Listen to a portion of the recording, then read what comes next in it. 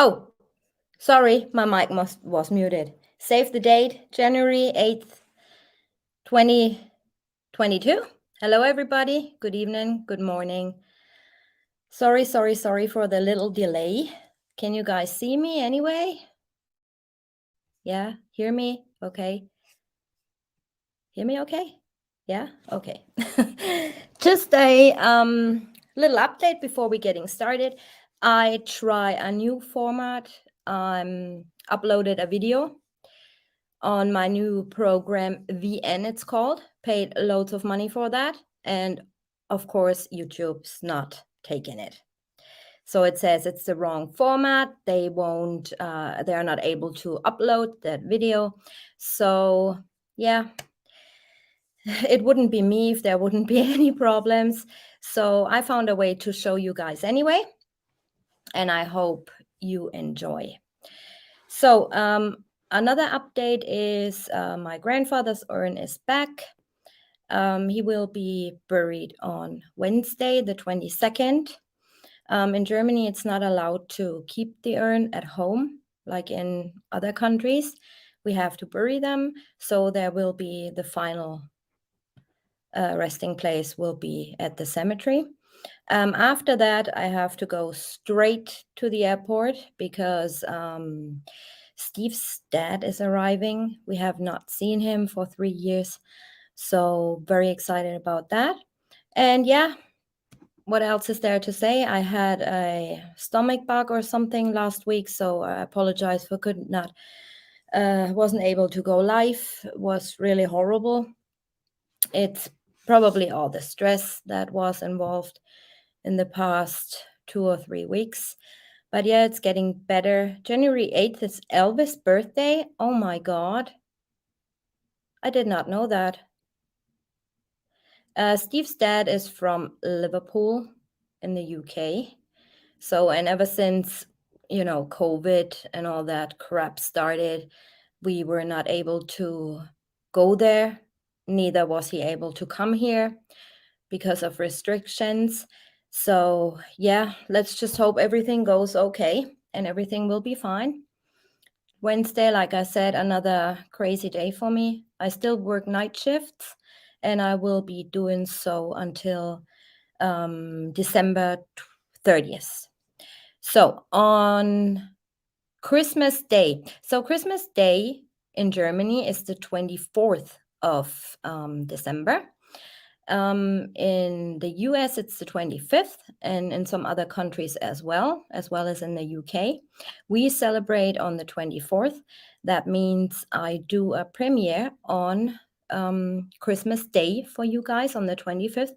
With Steve created a massive playlist with all Christmas songs because so many people told me they're alone Christmas and have no extended family or no children they can visit, stuff like that. So I thought, yeah, why not? Doing a little playlist, I would say like 2 or 3 hours, if that's okay.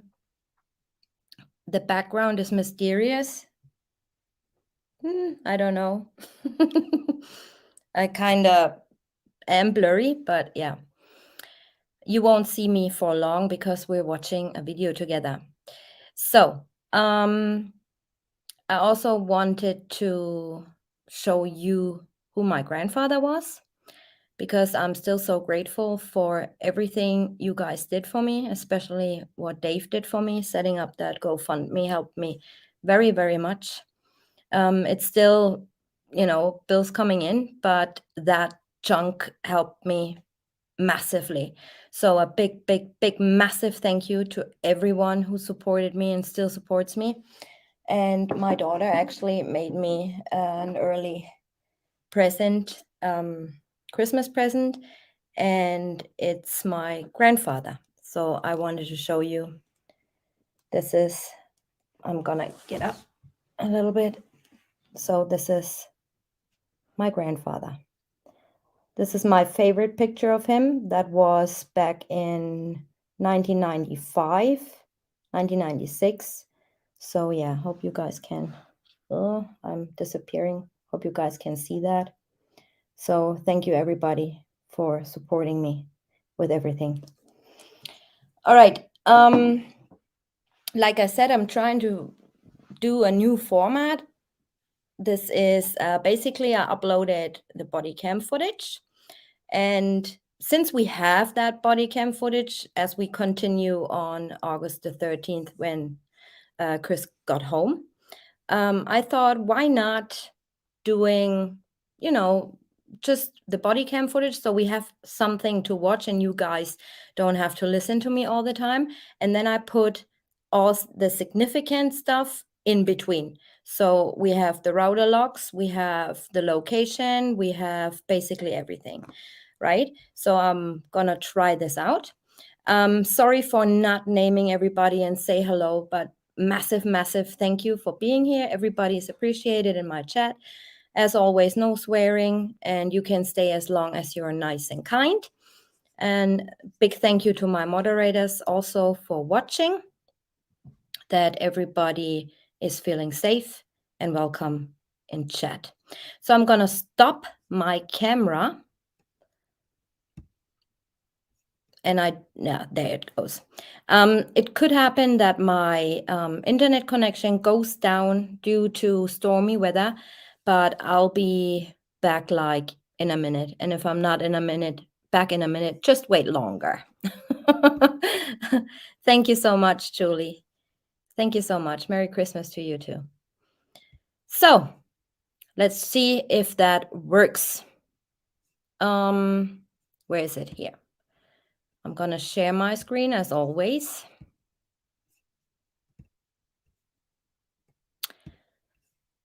Yeah. So hopefully you guys can see. I'll make it a little bit bigger. I cannot, for some reason, I'm new to this program, so I cannot remove that bar here. So I still hope it's okay and good for you to watch. So let's get right into this. I will be pausing in between as I inserted all, the significant data, and we'll be talking a little bit about it.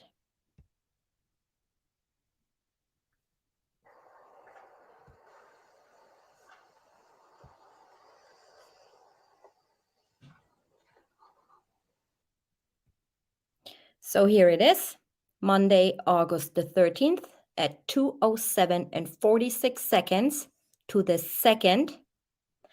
An Apple unknown device is logging into Chris Watts' home network. As you can see here, he's not even out of his truck yet. At exactly that second, it's connecting.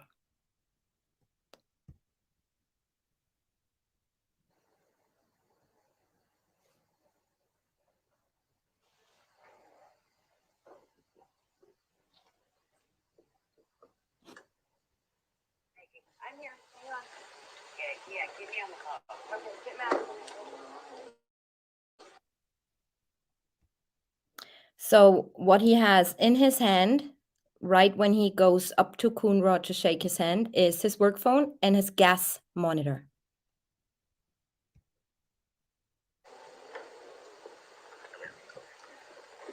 Scott, how you doing? How's it going? So this is the only vehicle she would have? Only one that, yeah. She would drive? Okay.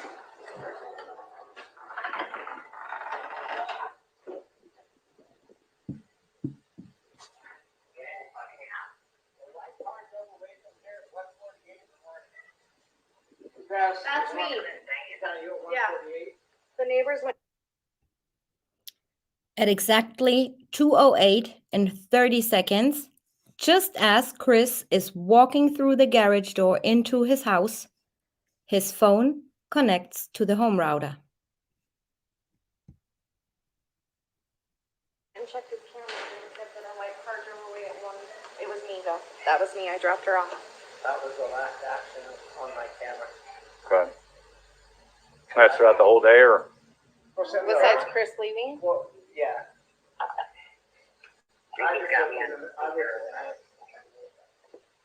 What about there's no way you can look for today? During the daytime? What?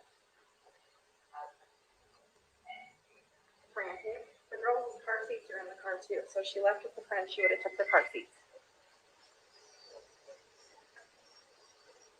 I can go look if he doesn't find her. Yeah, if you don't mind. Okay. Huh? Chris is in the house. We're standing outside of the police house.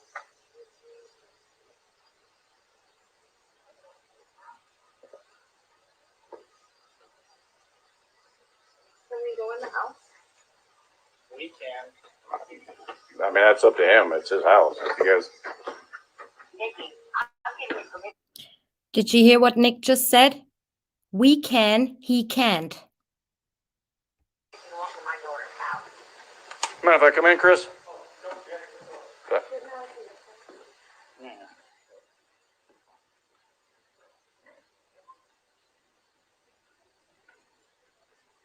You checked upstairs? She's not there? I just want to make sure she's not passed out somewhere. Is she diabetic?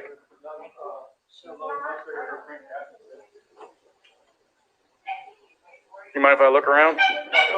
Okay, thanks.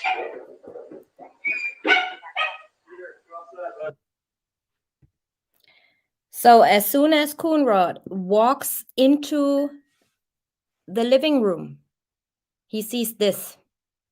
Normally, as we all know, Shanann and also Chris kept their house tidy. And this is what Coonrod is confronted with.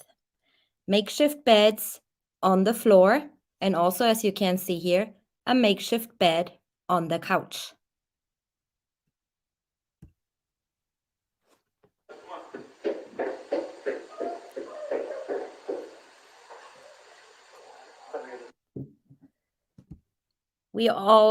I was wondering, who was he texting when he went into the basement? So he texted Christina. At 2:10, Christina Meacham asked Watts, "What is going on? Where are you? We are so worried." What the F? A minute later, Watts sent another staged message to Shanann's phone. Where are you? And this was found in Shanann's phone because Chris's phones are item number 40 and 41. Shanann's phone is item number 42, and she has a pretty high timeline entry number. So that's how we know it's her phone. So that message was found in her phone coming through at 2:11. Once they turned the phone on, so the phone was not turned on at 2:11, it will just show you the message when the message was sent or came through, the date, timestamp it was actually coming through.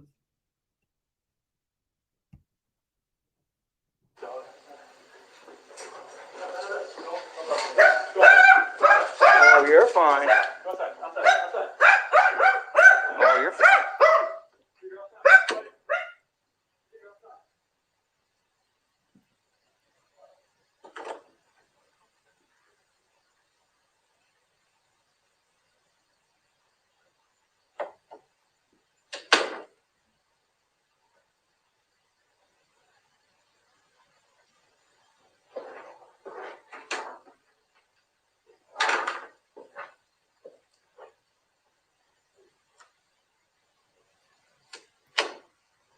I show you guys something interesting. I mean, it could be something, it could be nothing, but I found that odd, and it comes up in a minute.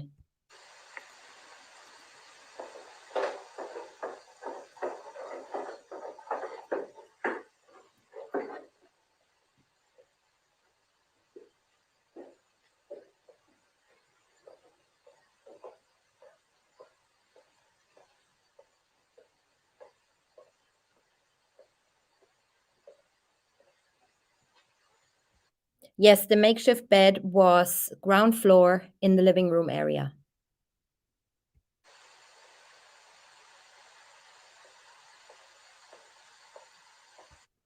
Kat, I did not point to the person in the closet because there is no person in the closet.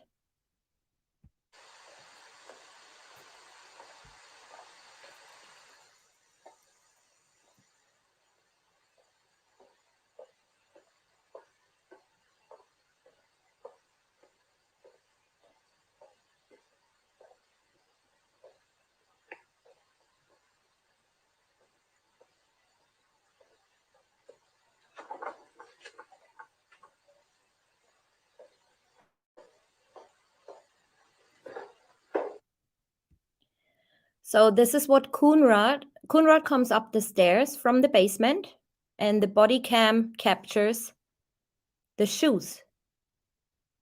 I found that unusual. The shoes just laying in the hallway, basically in front of the basement door. This is the basement door. I found that odd, especially odd because they all walked past. So NA walked past, Chris walked past, Coonrod walks past. So I don't know if that's something significant, but I find that odd.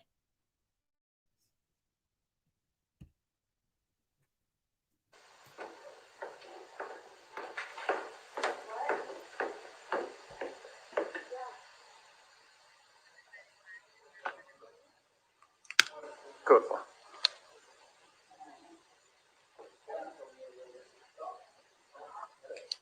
We're checking the house for consent. Oh. Well. Any friends she would be hanging out with? I mean, I know. I guess her parents are out of state. Across country, North Carolina. Oh. Yeah, so that's not happening. She can play. All the girls' blankets are gone. The girls' blankets were found, one in the trash can in the garage and one in the master bedroom. Their blanket they sleep with, they don't leave anywhere without them. Good. Nothing else appears to be missing though, just No. stuff you'd take for a quick trip.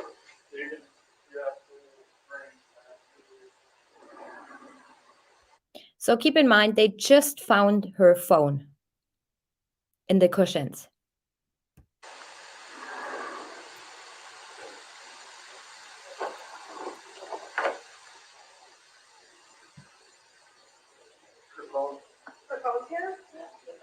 mom's here.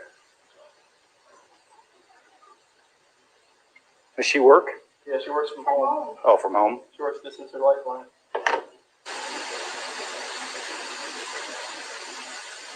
So if that thing turns back on, it's gonna start blowing up. Oh yeah, trust me. It was shut down? She's in the play. Yeah.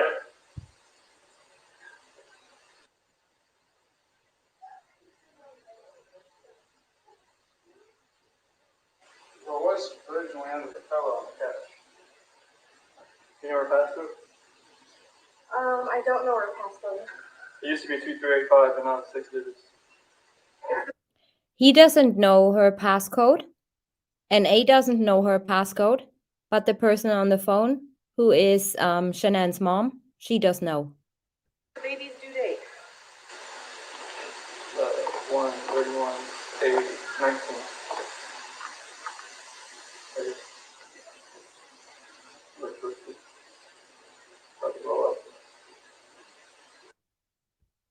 So this was exactly the second and the minute Shanann's phone, after putting in the right code, connected to the home router. And at the same minute, messages from earlier were finally received by Shanann's phone.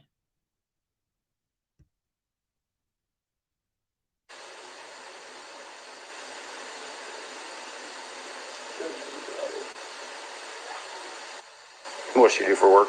She works a direct sales company called Drive.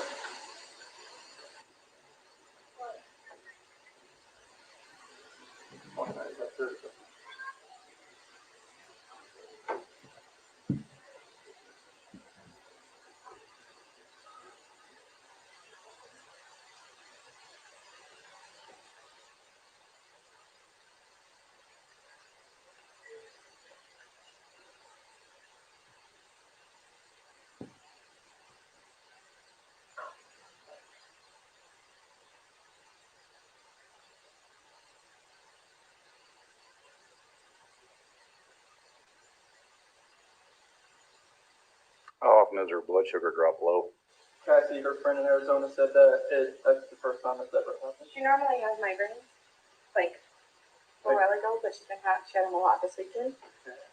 Cassie's a nurse, so she figured it was because her blood pressure sugar was dropping. Yeah. Because she wasn't eating her normal that she normally eats. Like she takes a couple bites until she was full. Okay. And She doesn't ever black out or have No, seizures or anything like No, that? I mean, a long time ago. She had a car wreck, and I believe that's what happened. But Imitrex is something she takes for migraine. She took more Imitrex this last month than she ever had before, but that's just because she was in North Carolina with the humidity and everything. So he knows she took more Imitrex the last month than ever before. So how does he know that? He wasn't there.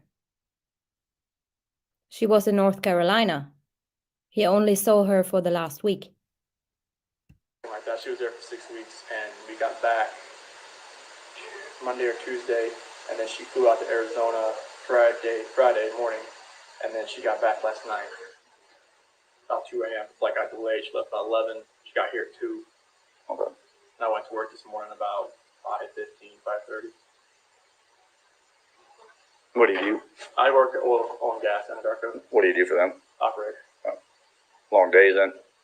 Yeah, I definitely still be out there. Yeah. Yeah, it's always a long day, especially in that heat.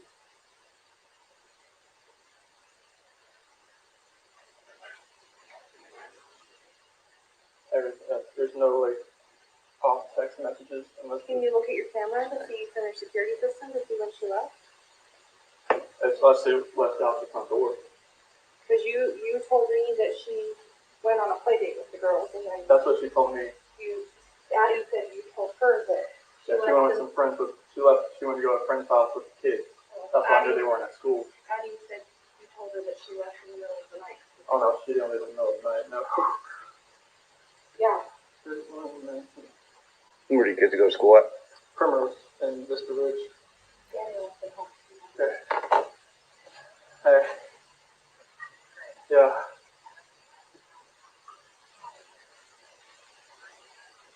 No. Yeah, she said she was at a friend's house. That's what she told me she was going to do. Nicholas.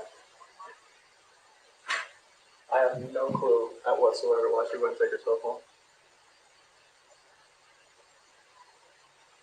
No, it doesn't make any sense at all.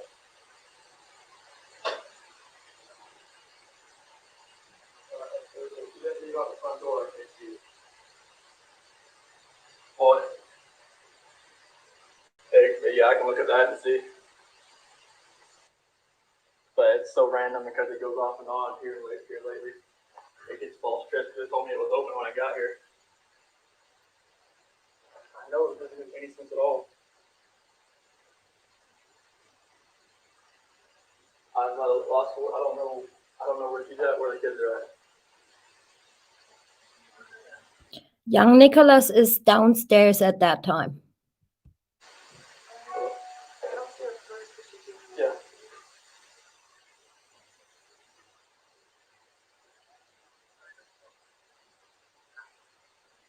Only people that are out of state that she would contact would be in Arizona, be passing down.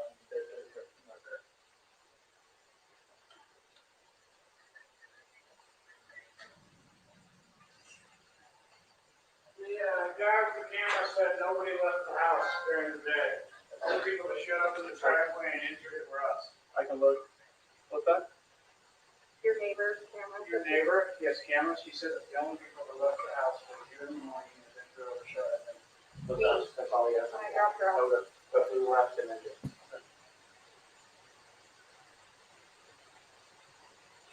I'll see if I can get on that USA app or Chase app. See if I can get on that, please. I'll see.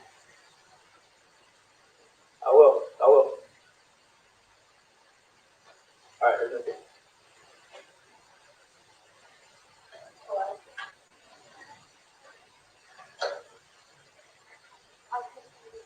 I have the feeling, just personally, they both getting kind of instructions on what to do.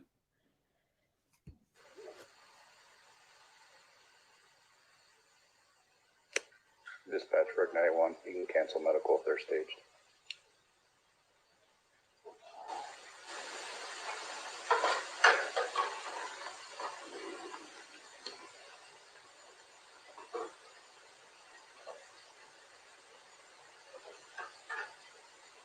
Chris is the last person who wants to run.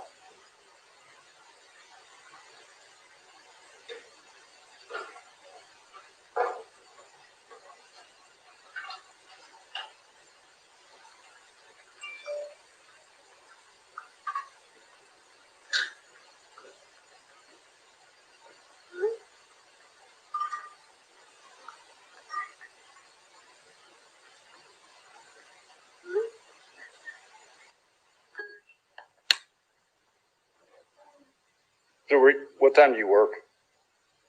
Usually, once I get to work, it's like 6:30 to 3:30, 4 o'clock. You usually work nights or days? Days. What time do you leave the day? What time I leave there? No, here. Usually between 5:30 and 6. Not. And was Shannon here then? Yes. Yeah, it's still done.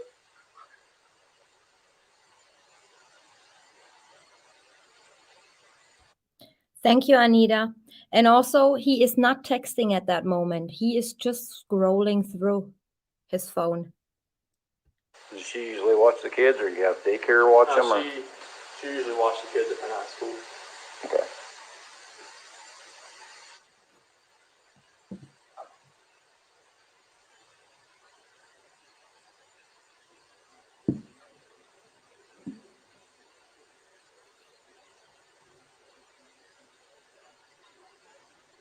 Now he's texting.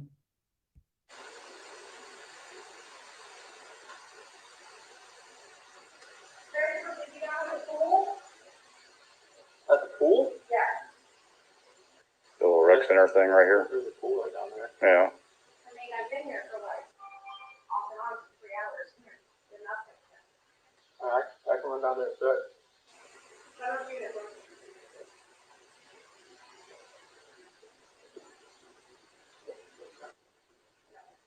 You guys have any kind of issues, marital issues, or We're going through separation. you are? So he's whispering, so NA wouldn't hear what he is saying, right? Did you you guys filed yet or anything, or just talking about? No, we're gonna sell the house and do a separation. How's that going? It's going Civil for the most civil. part, or? So as Shanann's text messages revealed that they were really looking for another house and they were planning on to sell that house. So he did not lie at this point.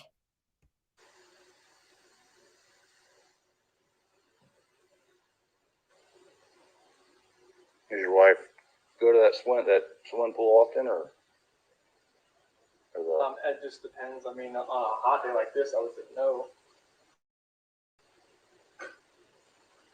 Madison. I know, he loves the playroom. He's playing it all the time when we come over.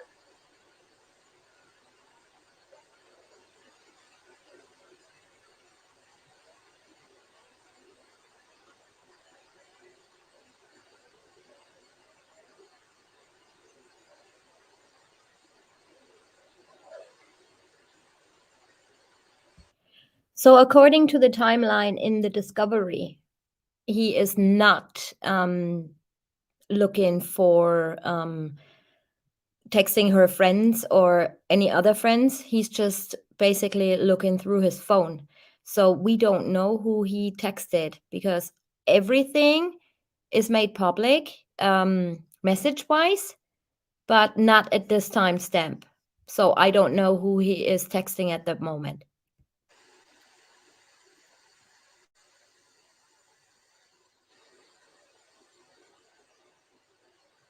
Yeah, do you guys think she put the ring in? I read so many comments that you guys think she put the ring on the nightstand.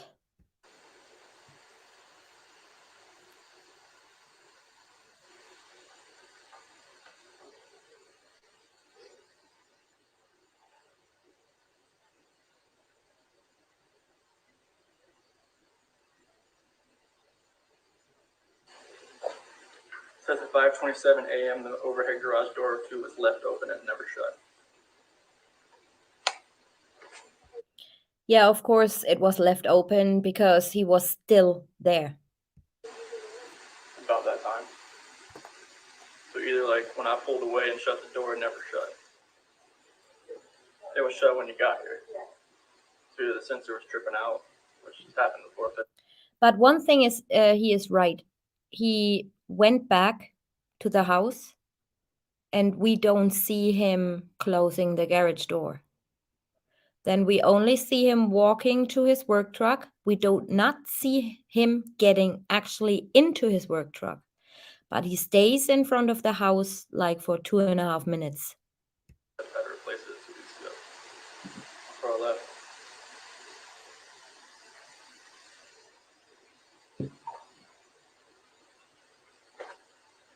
It says the basement door was left open at 5:26. Visitor detected 1:48. That's when she got home.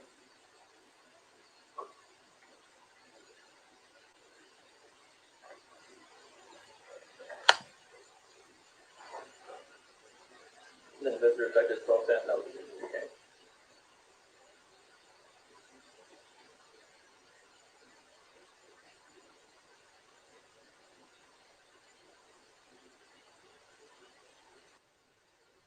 were you able to pull up the video at the 12:10?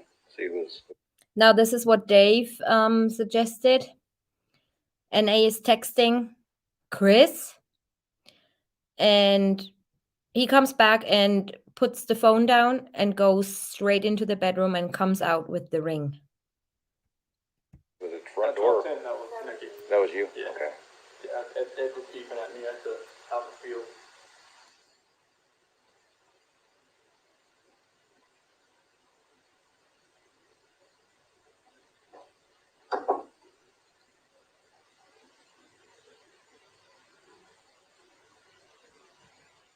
That look is weird. I give you that.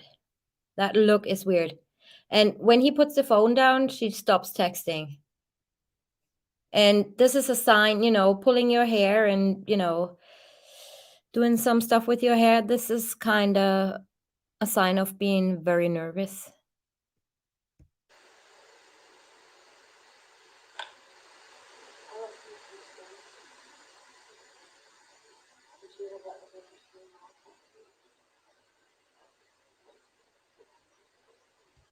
And he walks straight to her, not to the officer. He walks straight to her, showing her the ring.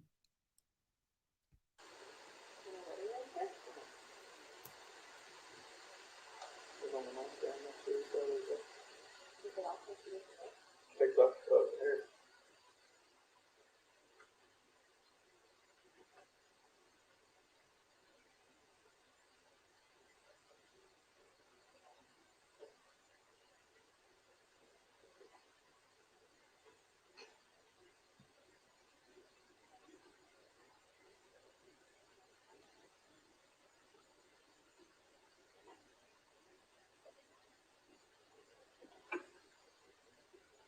No reaction, that's right.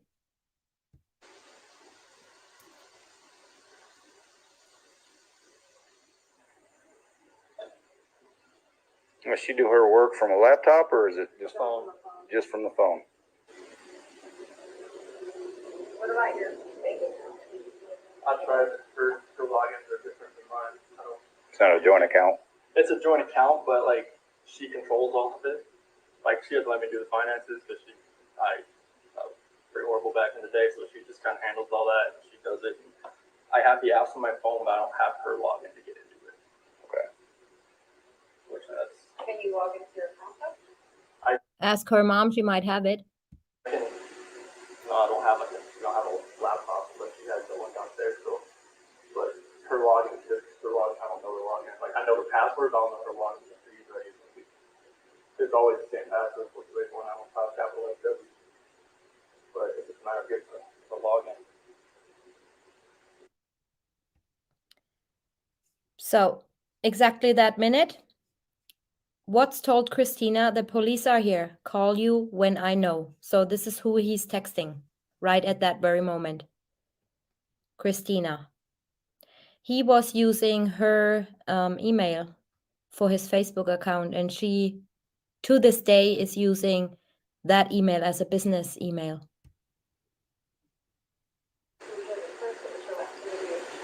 Right, if she's getting gas or Yeah, somewhere.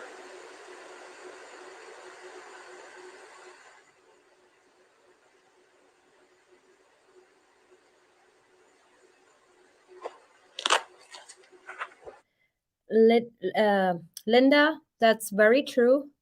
Shanann, in my opinion, Nicole Atkinson was closer to Shanann's mom than she was to Shanann.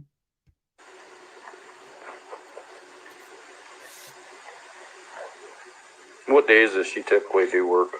All every day. Every day? Yeah, always. What was the name of the company again? Level, Level. Where are they based out of? Texas. But they don't have like they don't have like an office. It's just all. Does she have someone that she reports to though? She has her leaders, but they're both in the northeast part of the country. Like that, she has Addie Maloney. She has Amanda Aikman. She has Sam Paisley. Okay. What do you have her phone number? Yeah. Yeah.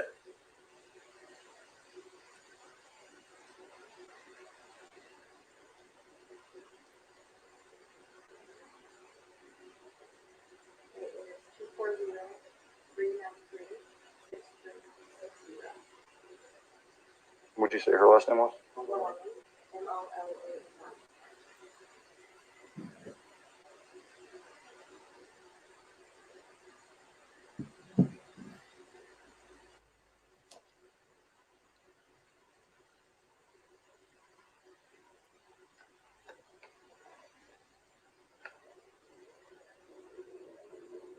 There was no note or anything by the wedding ring?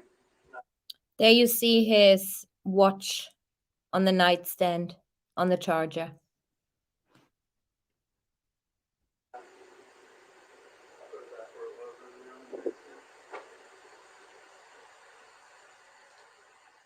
Is any of her clothes, anything like that missing?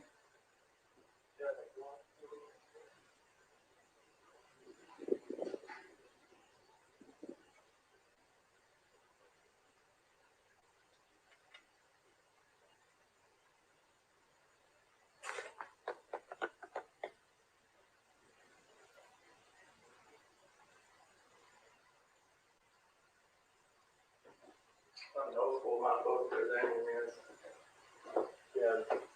It didn't look like she went through and packed up No, I mean, bag she or has anything. This and all that in the bottom, so it'd be kind of hard to tell if she took a little bit, or and it'd be easy to tell if she took a lot, but it's hard to tell if she took a little bit or not. She tell you anything about leaving, moving out? Not moving out. I mean, the last time I talked to her was this morning. She said she was going to take the kids to a friend's house, and she asked where she was going to be. And then I've texted her today. I've never heard anything, but the car's here. Right. Are here, unless somebody came and picked her up. But the people that I know, nobody's heard from her. Nobody's seen her. Right.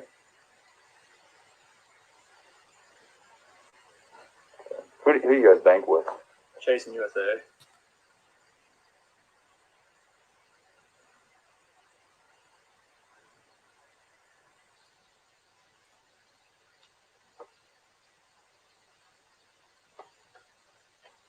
Definitely an odd one. I don't know what I can do right now. Should I drive around like the normal route that she would be? Where does she normally go to? I mean, just like drive where like she would normally take Now listen and watch closely. kids to school. People that I know that live down, people that live, Kristen lives down that way. I mean, that's the only routes I know she would take. Does she go to their house frequently, or? And not much, but Nicole is bringing him his phone. So she should have known who called, right? hey, I'm still talking to the officer right now. Okay, bye. I will, definitely. Bye-bye. Sorry about that. That was a mom. I mean, you think it's smart to just drive around and see if I mean, Probably not, because, I mean, you don't know what car she's in, where she's at. I mean, obviously, you're not going to see her car. It's here.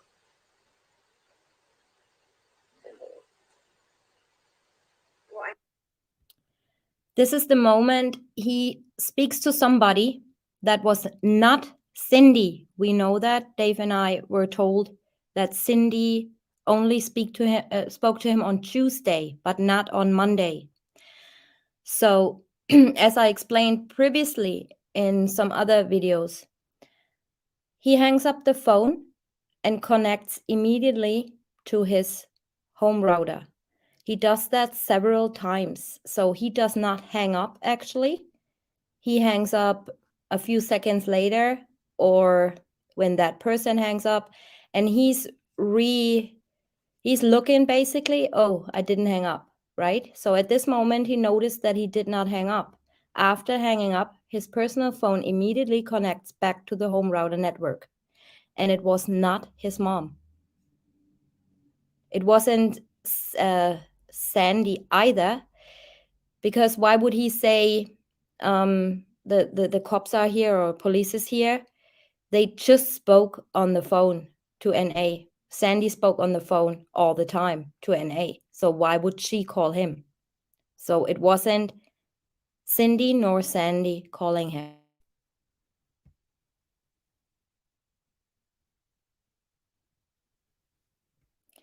And his work phone also did not yet connect to the home network.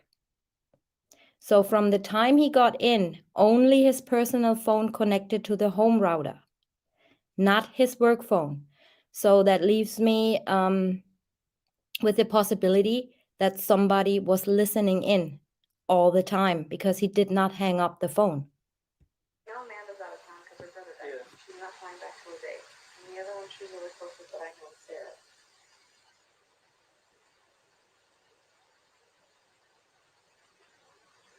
what else do you think I could do? That's a good question, Happy Angie. Why she did not say that was not your mom. Yeah. Just wait for her here. Well, I've got my detective coming, just because this is kind of an odd situation. Maybe we can try to get her pinpointed down, find a friend or something. He is calling somebody now, as you can see here, but he's actually not calling somebody because his phone would disconnect and reconnect. So he is basically, yeah, fooling them. He may have you call the bank. Okay. Um, Hey, sir, it's Chris Watts. Not too bad. Have you heard from Shane today?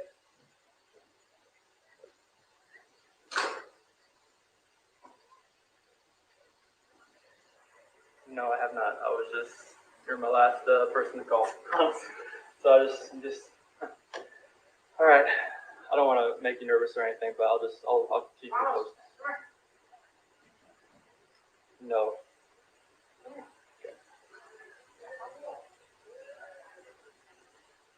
Okay, thank you. Bye. Did you notice the phone was black? The screen was black. He did not call anyone. she lives around here. She lives in Aurora. Or You okay? Yeah. How much so? That's also an odd situation. Nick is coming down with medicine and she's crying and he's asking, is she okay? I mean, would you say something like that if you just murdered your to own your children? I probably wouldn't. Yes. Smelly. Did you go potty? You do that for? Yeah? Alright, good. how long you been in the oil field? Since 2015, well, Anarco 2015 January, Covenant year before that. After that, I worked on cars for 11 years. You liking it? I love the fact that I don't have to get carpal tunnel on my wrist. That's what I left it for, but car business for. Right. Because it was sore on my body. The oil field is less repetitive as far as the same stuff over and over, just doing that all the time. Right. A lot of lifting, but other than that, it's perfect for what I do. It gives me time with the kids. Like I used to be on 8 days on, 6 days off, but now I'm on 5 and 2, so I'll go back to 8 and 6 next month. So I'll be getting a lot more time with the kids. That's what I'm excited about. Right. Give her a break.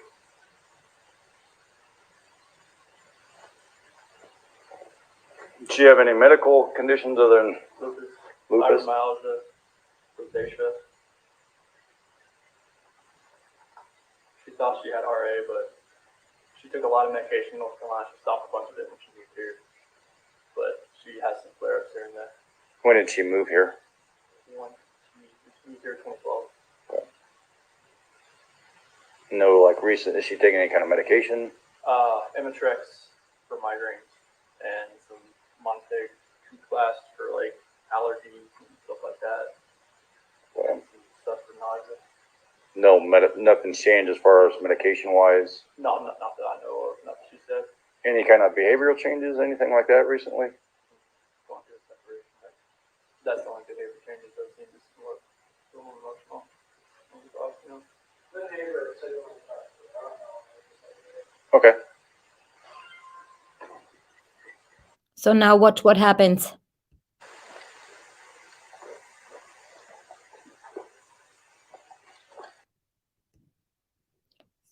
For the first time, his work phone connects to the home router as he walks downstairs and is halfway over to Nate's.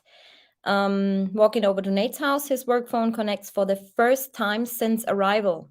So who was on the phone listening in for 30 minutes? Big, great question.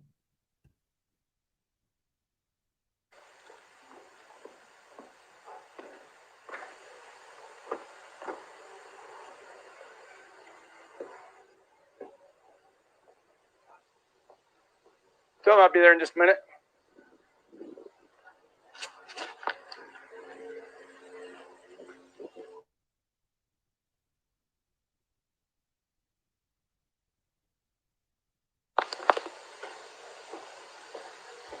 Oh, and before somebody's asking, yes, it is possible that his phones connect to the home router, even though he is over at Nate's house. So they have quite a big range of connection, and the Wi-Fi is quite reaching over.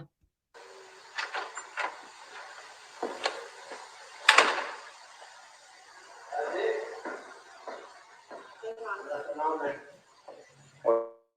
That, Nothing on there.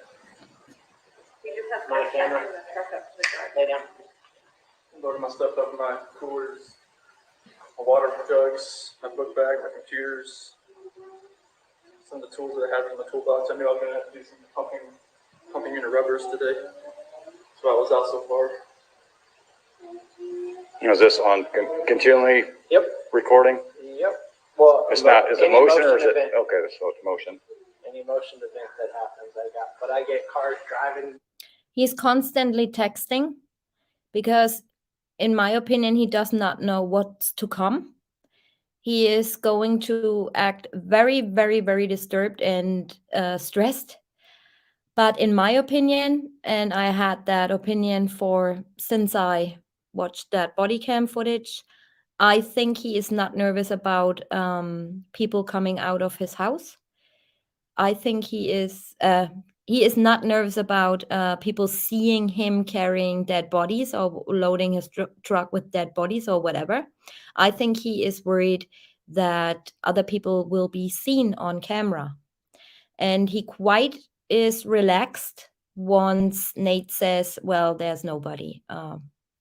Nothing happens. From this street, and this is him at 517. I agree, Catherine.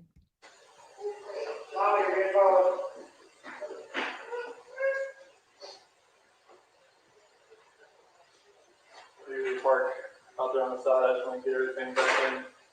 Be easier, so lugging everything out there, all the tools that I had to bring in. Very, very stressed out. And keep in mind what I told you before, grabbing his head, scratching on his neck and stuff like that. He does, that indicates like somebody is very, very nervous, just like NA did upstairs, right? He does the same thing, kinda. There you go. What's there to come?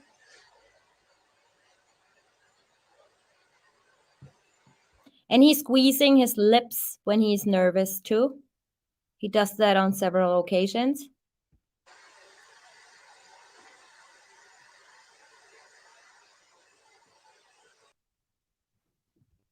So this is his work phone was connecting at that minute. And seconds after his work phone reconnects to his home network, he checks his phone to make sure the person listening is still listening, or is it a network connection error? We don't know. But his work phone definitely, again, locked into his home router. That indicates to me that there was a person on the phone and hung up, or he hung up. Unfortunately, we don't see when he's leaving his house what he does 2 or 3 minutes when he walks over to Nate's house, and what he does at Nate's house in the beginning, because they turn the body cam off as Kuhn Baumhofer arrives. So that's very unfortunate.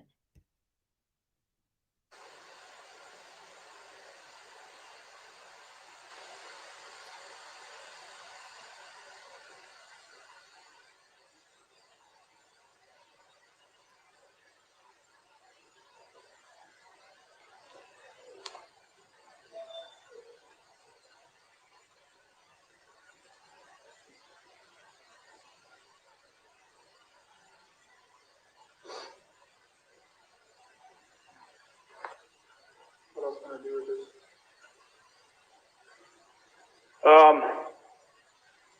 My detective just showed up. So he'll probably want to talk to you. He'd probably, like I said, he might have you call at the bank and see if there's any kind of activity. Because if there is any sort of action out Out there, of his cameras, I would have got it. Like Right. we had issues the other week stealing stuff out of like garages and stuff like that. And I have parked my truck I up had here. to park right here. Yeah. So you Someone, can see if I could see anything where happens. someone tried to jimmy with a flathead screwdriver over there, and it was just like, But if any action would have happened, any cars or anything left your house, I yeah, would it would have. have been like right in that area. It should, I mean, Oh, it'll pick up anything coming down the street this way. you know where that tree is? Oh, yeah. Okay. Watch, I'll show you. There's nothing on here. We've already watched that one. And now he's relaxing. But like, you'll see this car. What security system do you have? Oh, you can see this car starting to drive down the street. Night one. Oh, well, okay. See what I'm saying? It picks up all the way down there. That's cool. He's next door. Let me go. I was talking about dispatcher. Heavy. Thank you, Maria. But yeah, we can pick up cars coming this way. I get anything coming this way making this turn. So, and usually at night I pick up the cars pulling a U turn. So unless they pulled right here, Yeah. but I would have caught her walking out.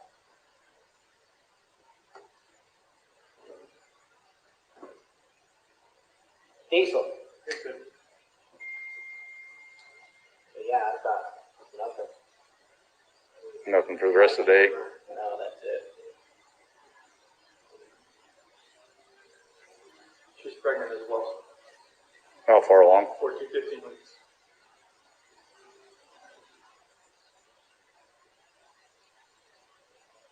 That's why her friend said it was low blood sugar. And see, Right back at his phone. I've got her friend.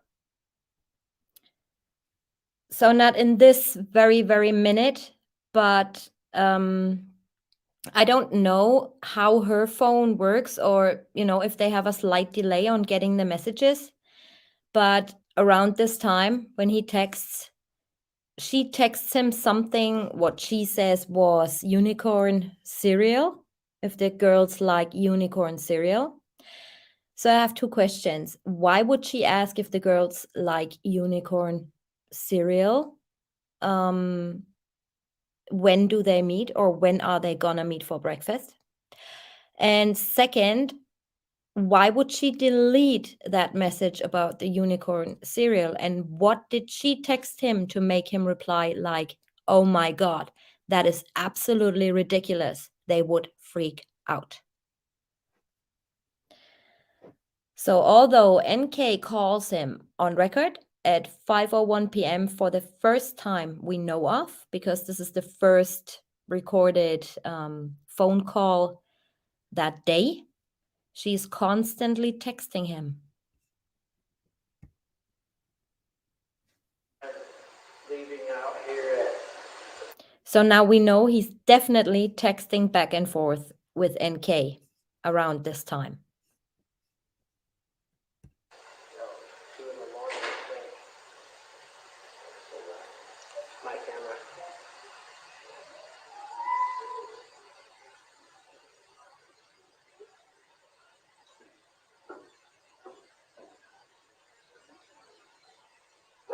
Did you go check if anything was missing around your house? There wasn't nothing, like, it was always Thank you, Dave. For our defense legal team, they are not going to be happy we have shown how corrupt they are. Yep, agree. blankies. That's about it. And then her lawyer, my thing, her phone was still right.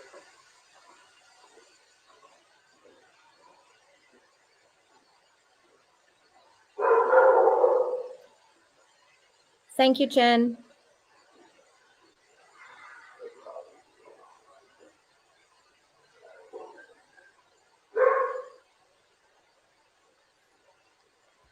Have you seen he comes back as soon as Nate scrolls to the Sunday where those headlights were captured on his camera? And he's staring at the TV screen.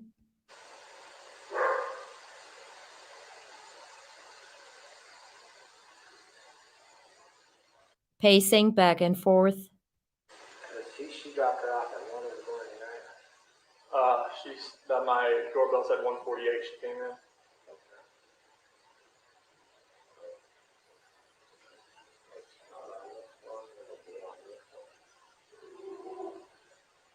It seems like that he is very, very interested in that Sunday.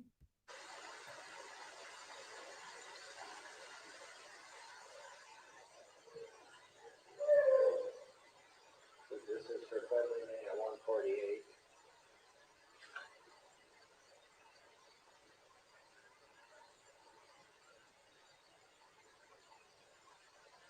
So as soon as it picks up motion, it like fail.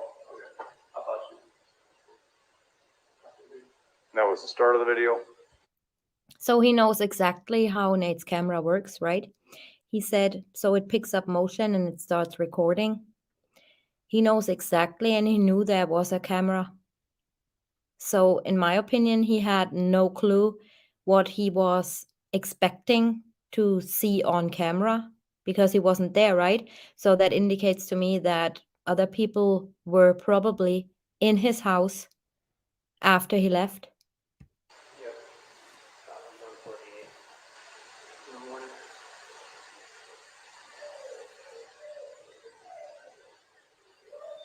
I didn't pick her up going into the house though. It didn't. And I usually pick him up when he comes walking through here. Mm-hmm. I pick him up. So it doesn't show her walking into the house.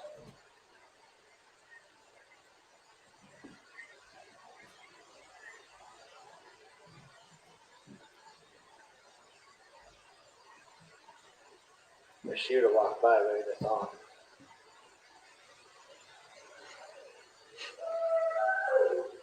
That's funny. Okay.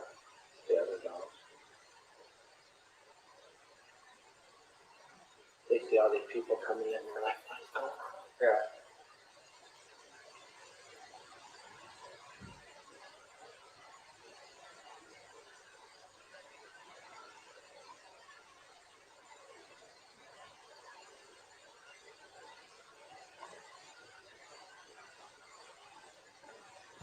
And since I think maybe he wasn't lying when he said they were still there when I left, it's a possibility, not saying, it's 100% a fact, but it could be a possibility because we know that he's dropping hints from time to time.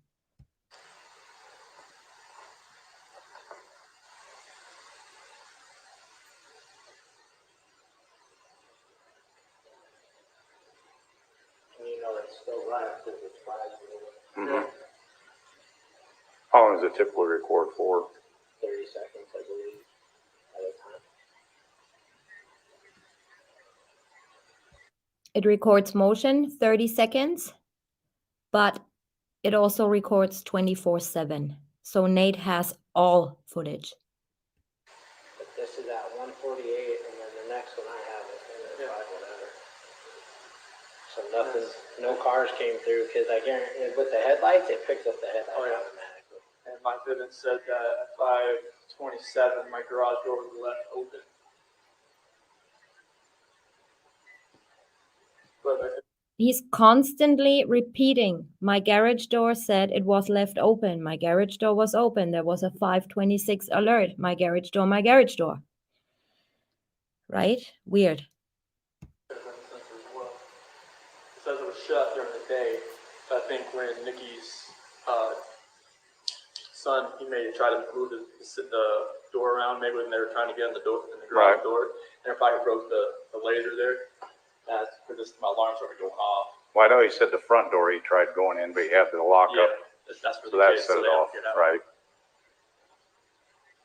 And our remote on the outside doesn't work anymore. It got wet and it's a whole radio on the back. So yeah, that was it. All right, appreciate your time. Yeah, no problem. Thanks. Hopefully something comes up here.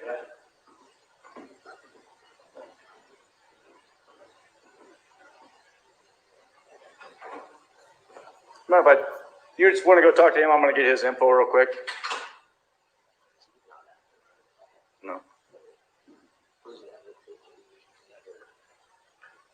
Rocking back and forth, and if you look, he never loads his stuff in and out of the garage ever. Right. And it doesn't look like he came from right here. It looks like he came from down the street.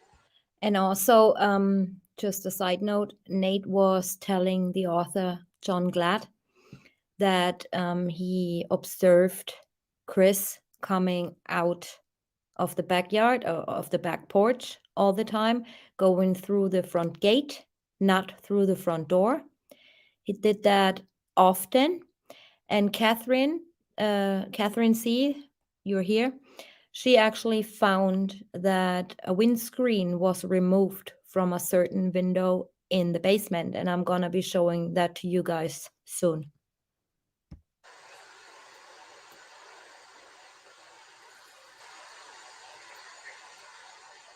And then the other thing that doesn't make sense is why would he pull past the car? You can see him pull past.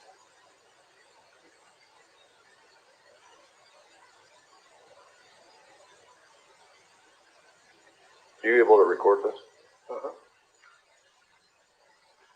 I'd have to call Comcast so I can get him to do whatever. But watch, you'll see him get out. And he walks back and forth a couple times.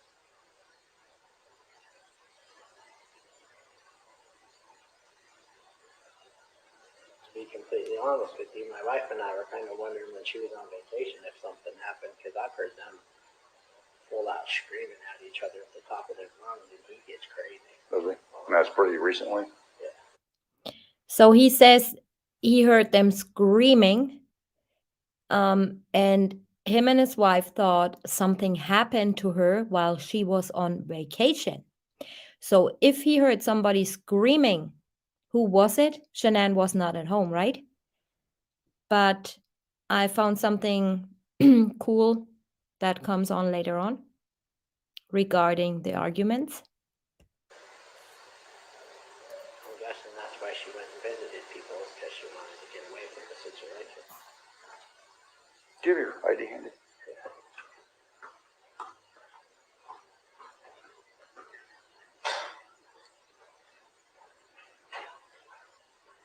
Two screens removed, Catherine. Okay.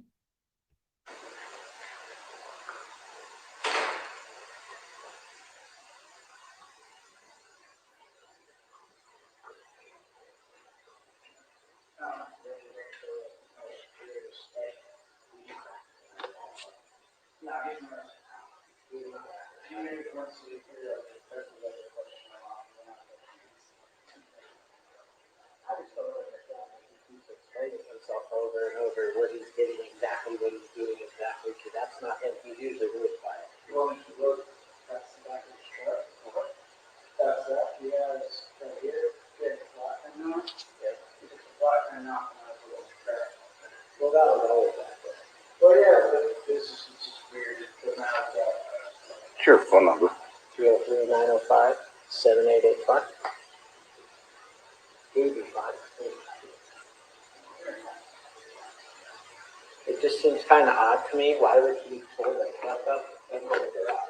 Right. Yeah, I've never seen him pull back.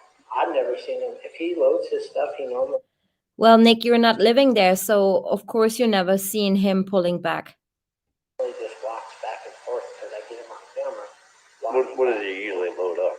All he usually has is a lunchbox and a book bag, looks like a computer, and usually a water jug. That's it. I think Nate is 24/7 on his camera. He knows everything. But the fact that he was in here and explaining to us over and over and over, Well, he doesn't look worried. He looks like he's trying to cover his tracks. You know what I'm saying? right. And if he's loading his stuff, why isn't he walking back and forth? But I can't see what he's doing in the back of the truck because he pulled into the garage. And he knows my camera's there. Any other neighbors have cameras around here, you know?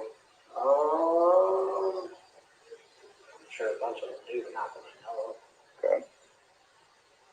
You guys looking out. Hey, I'll look at it. But yeah, I'll do a search here in a minute. all these Fords kept coming up missing, so we moved in here, I put this in. And like he said, someone was breaking into it. He said that someone was breaking into his toolboxes of his truck. So I told him he could park his truck out there in case they saw something. Diesel, I know you want to go play with the baby so bad. Her mom just texted me that we were before. She didn't have a GPS tracker. Truck that was in Puerto Rico. Okay. Just FYI. So her mom says he never backs up his truck when he goes to work. That's what Atkinson just said. Don't you think it's slipping though? I know, I'm trying to. No, I'm just saying it's kind of odd that he pulls his truck back behind my camera. I cut off, the truck's in the garage right now. And he never backs his truck into the That's driveway what her either. friend Christina was gonna do. Diesel. She's like, he never backs his truck up. Her mom said it too. She's like, he carries his stuff out in the house. He Yep. doesn't back his truck up. Well, I have him on camera doing it when he does it. Because when he was parking his truck over here, the other thing was odd is while she was gone, he kept parking his truck and her car over here. And I used to see him walk out of his house right He here. took the car out of the garage? Oh, the car was parked over there for a long time, like a couple days. Thank you, pretty smart. This was Thank you, last all that weekend? glitters. No. It was when she was gone for 6 weeks. Oh, But I thought it was kind of odd that he never parked in front of here or right here. He said someone broke into his truck and he parked over here. I have no idea. Hey, he's acting so suspicious. He's normally, you can ask them, he's normally quiet, real subdued. He's over here telling you 3 times what he took out, what he did, what he did, what he did. He's very, he never talks. So the fact that he's over here blabbing his mouth makes me kind of suspicious. yeah, but I mean, put yourself in his situation. Oh, I agree. You know, anyone's going to be nervous. You don't know what to do.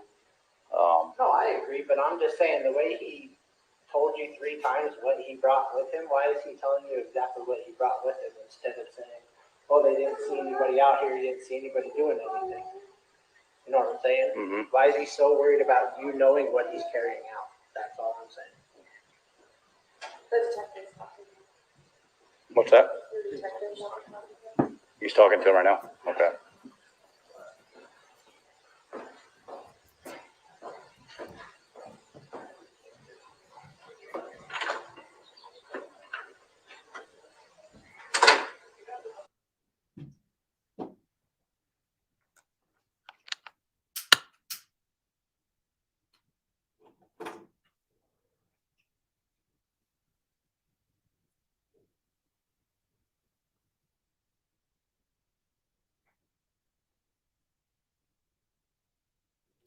That's not me. The body cam is mute.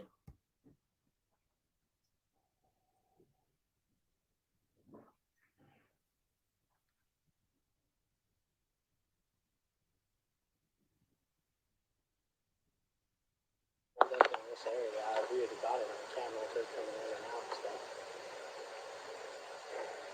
Possibly. I mean, it didn't pick her up going in from when you dropped her off. But I did There's- wait. I know she made it in the house, but I waited till she shut the front door. Right. But his video just showed you Yeah, I know. backing out. So there's a gap there that Yeah. didn't pick up. Neighbors have cameras? I'm going to walk it here in a minute. I'm pretty sure he doesn't. But it wouldn't surprise me if the people next door do. Right. Yeah, I don't see any on that one or that one. Just looking, but He's got a big old German Shepherd that he says is his protection. yeah. Works a little better than a If camera. he was out here right now, you'd know. Yeah. Barney gets a little crazy when he sees people he doesn't know. He's knocked out the fence post, or the pickets, Yeah. because he runs against the fence. He's knocked the pickets down. Oh, her mom warned me when we first moved in. Her mom was like, that dog's so mean. Yeah.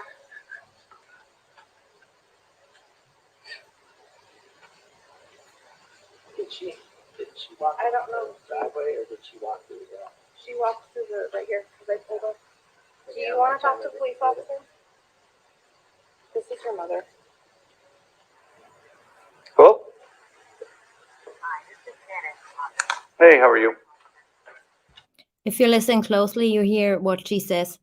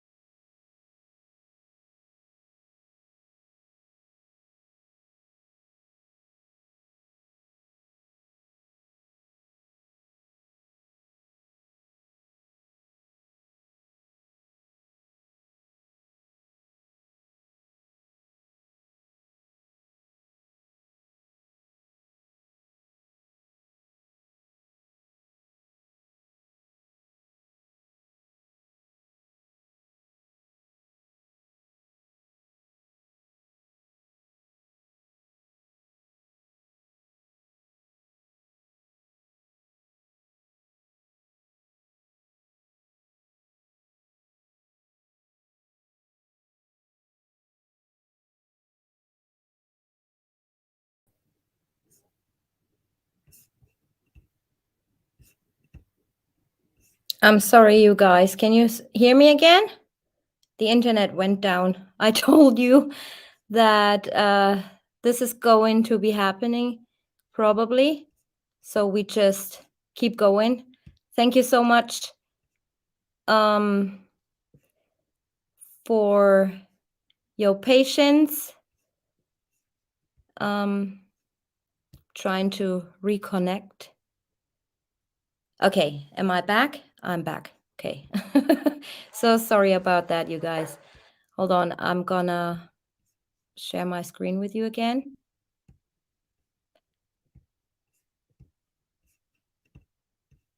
There you go. Sorry about that, you guys. I thought this is going to happen. So, and we're back. Right. Mm-hmm. Okay.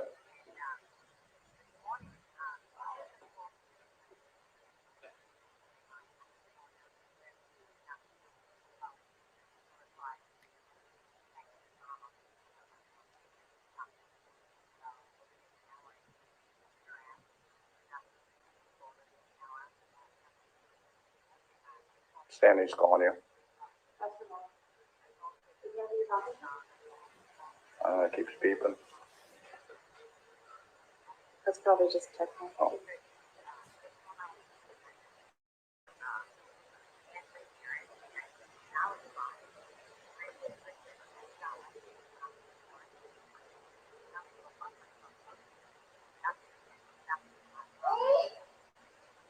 Right.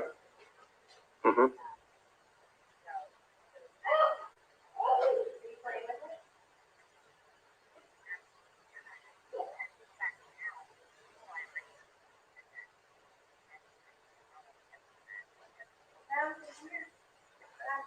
Right.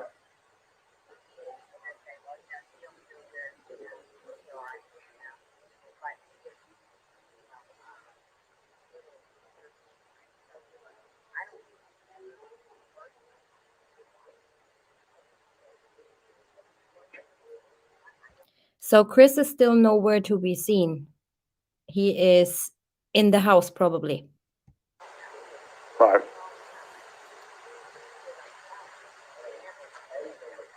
Right. That's kind of the impression everyone's telling me. Lady Sarah, I don't think so either. How could he? Her windows are tinted. And yeah, no, I don't believe that either.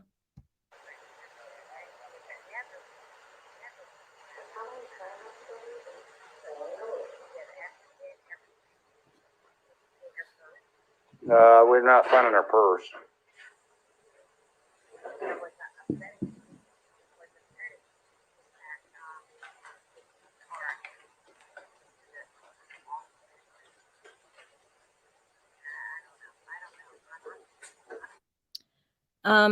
As far as if I understood that correctly, Sandra is saying upstairs or in the office when Kunrad says we're not finding her purse. Right.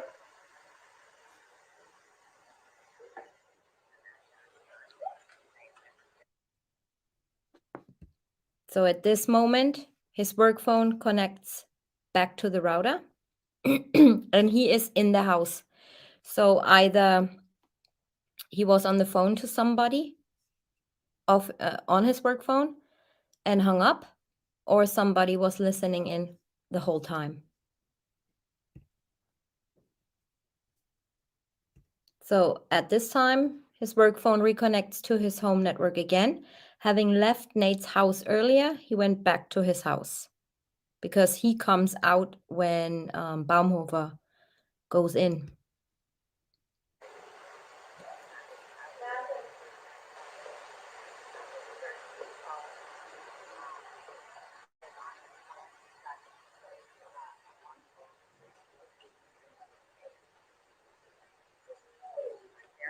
Yep.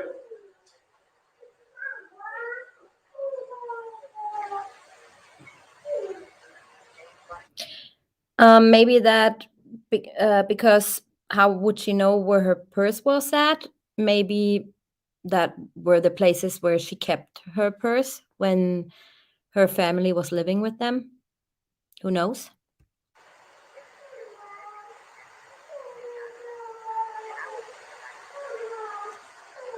Yeah, I've already looked back there.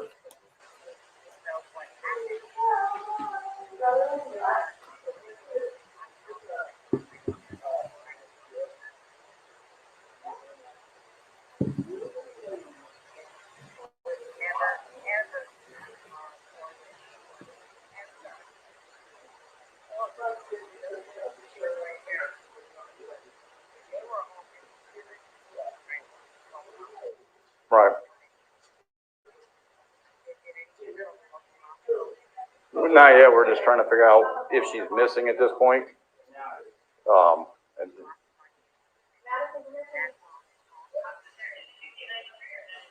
right. Mm-hmm. That started today. What school is that? Primrose? What town is that in?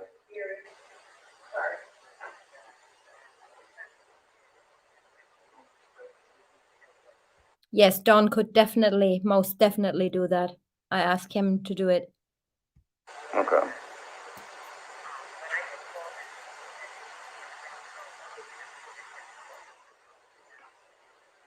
Thank you, Michelle. I do. Thank you.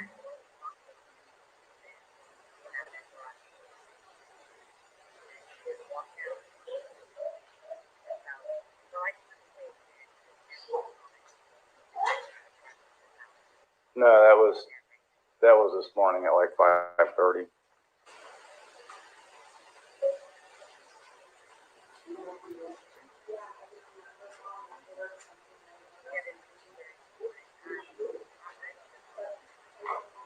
Can somebody tell me what this is? Right here. I can't zoom in. This looks like a tape recorder or something. I don't know what it is. Does somebody know what that is? Would be interesting to know.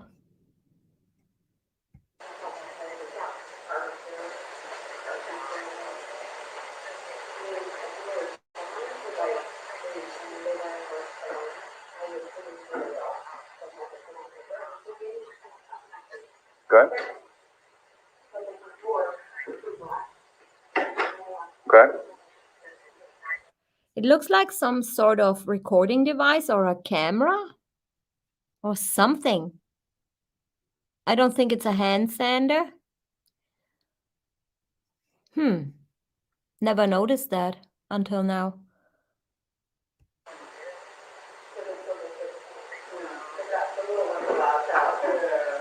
3050? A hole punch with a cable and some sort of what that is here. Okay. All right. Yeah, as soon as we figure something out, we will let you know. Right. Bye.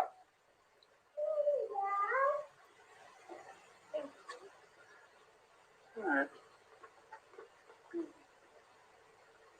Yes. Baumhofer is too chill for me. He's like, he should be running around. All right. He's saying, all right.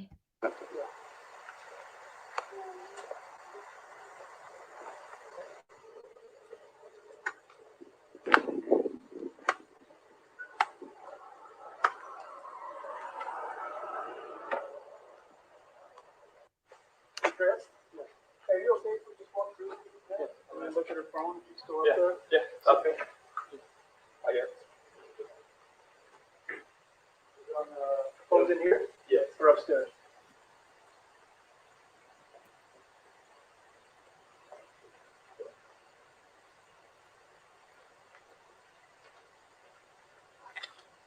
This is her. Pillow on the floor.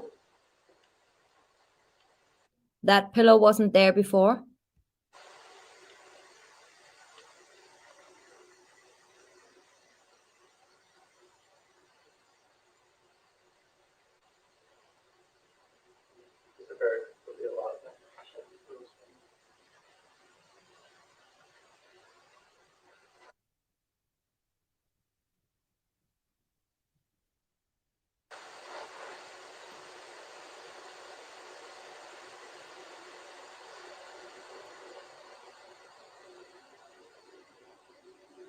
you have any current pictures of her?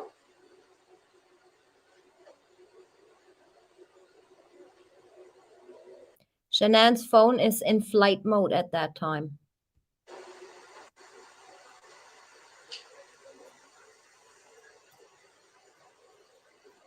Trips. They're pretty recent though. Was that? This trip's pretty recent. That was last year.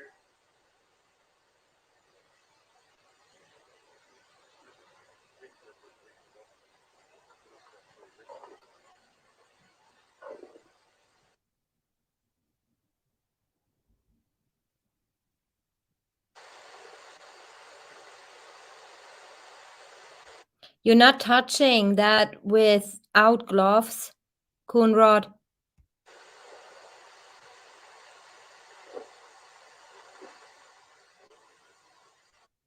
See in the corner? That's the Yankees blanket he smothered the children with. Another BS story.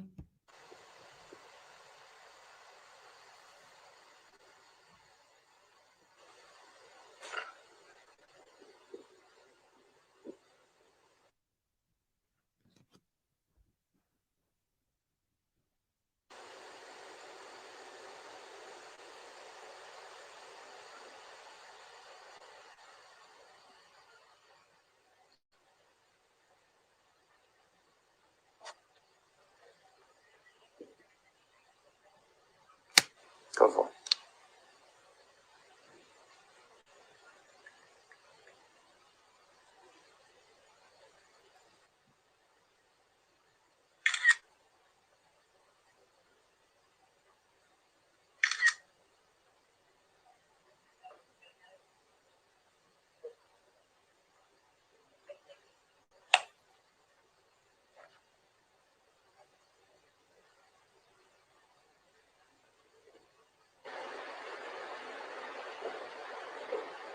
This is Sakisha? Yeah. No, it's downstairs. Is that the one down there? Yeah. Sorry. That one's empty. I didn't see anything on those.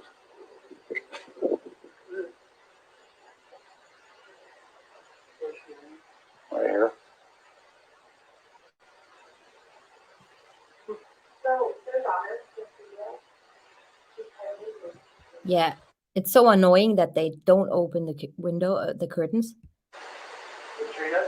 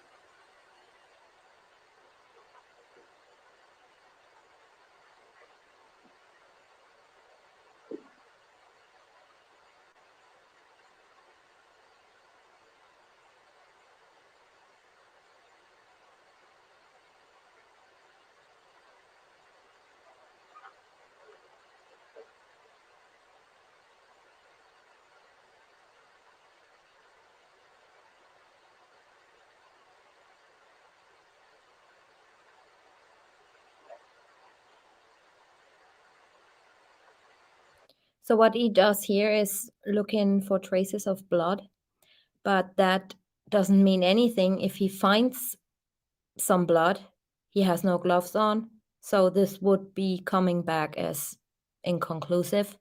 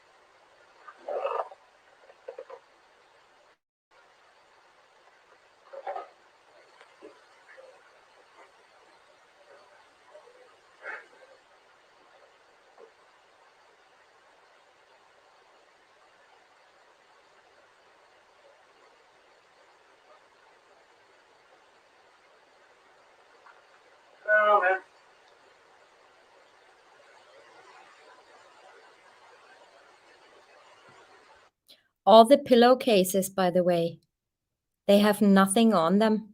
So no mud, no weed, nothing.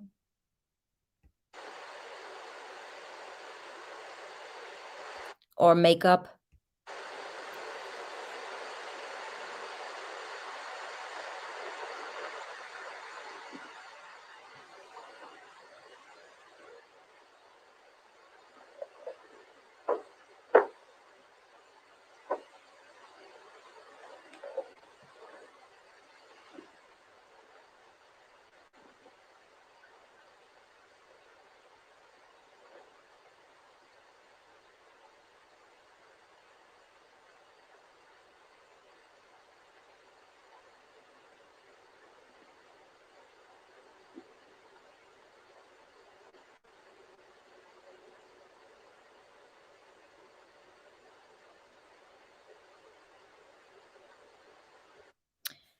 And this, I think it's it's for her belly, like some sort of pregnancy underwear.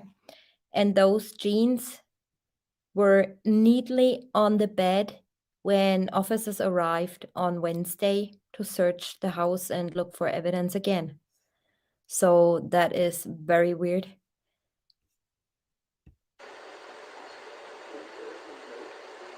No, I was thinking it was closer. So, It was the other ones had on kind of half made.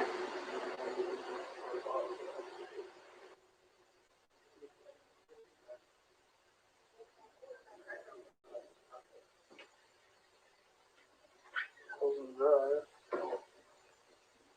Like a washer. Switch it, space, small, Dry. Dry, okay.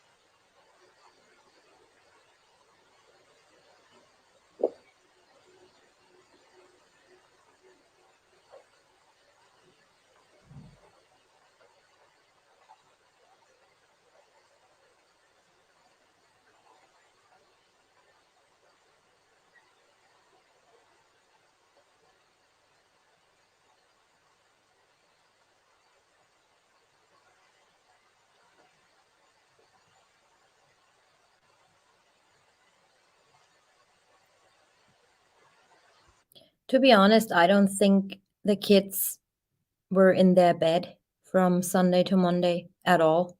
I think they were staying downstairs on those makeshift beds.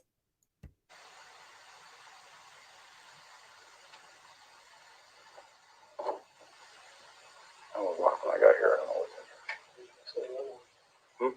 Says the other side.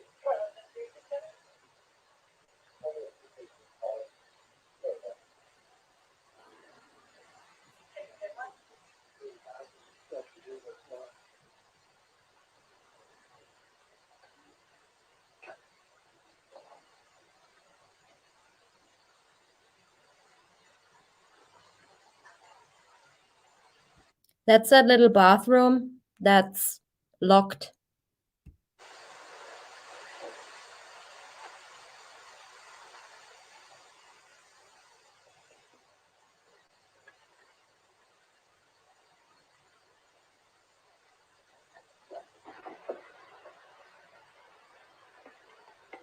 Nothing bad. I don't know. Chase and USA cards still in the wallet as long as well for ID. What's this door right here go to? It's locked. Now watch, this is what Dave also suggested. He pulls out the key for the little bathroom out of his pocket. Do you have a key for it? Yeah, they wake up and they'll just go right here and just play with that. So, yeah. Well, that's private. Yeah, no. So you normally keep it locked? Yeah, because they would go in there. They'd be in the soak. Like last time we had back. And also notice they don't look in the shower. That's right here. Gasoline everywhere. Yeah, so that was not fun. So does she normally make the beds, the kids' beds? No, not over. This all looks normal to you. It doesn't look like this, maybe in a rush or. This is about Normal. I think it's go get up first. Get up, Yeah, and they'll just kind of like move around. Sure. Just go get her.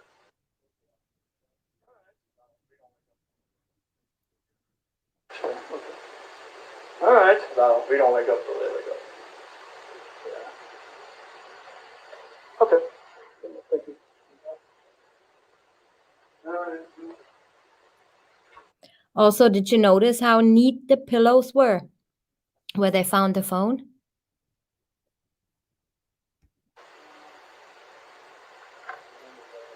you mind if I keep this? You can try to go through it. You gotta do.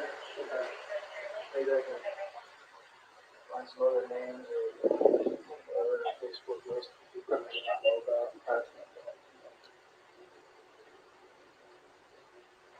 I mean, to be right off the search. Whatever, it'll be real thing.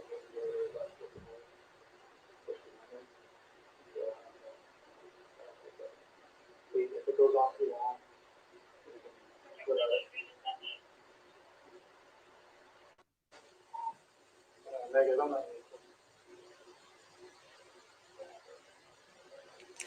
911, who is that meet for?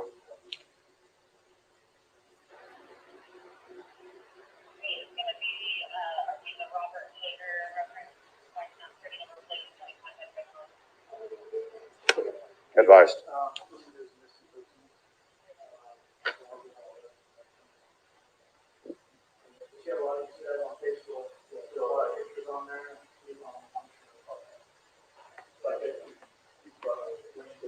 I agree, Mischievous. That is not a crime scene.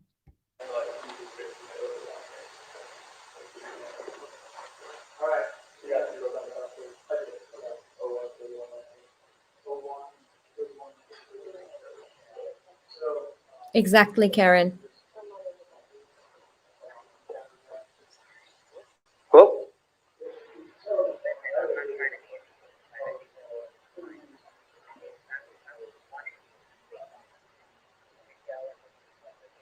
All right.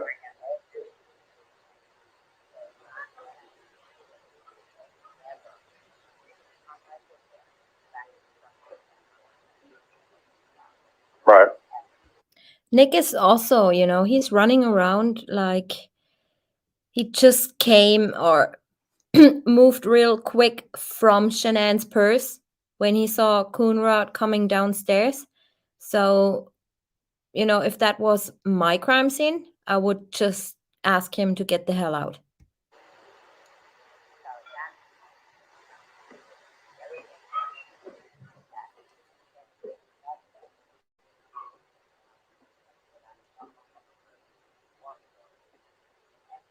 Right. Mm-hmm. If somebody was hiding in the shower, I don't think it was NK, simply because her phone pinged elsewhere at this time.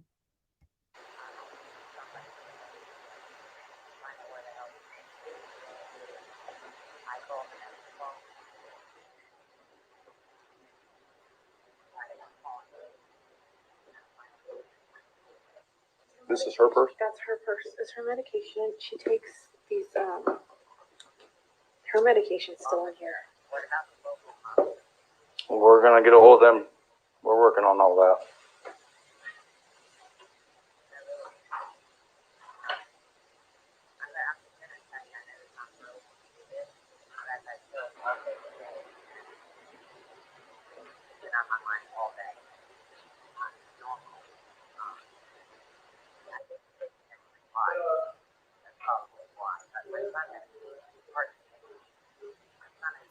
Sandy's on the phone again.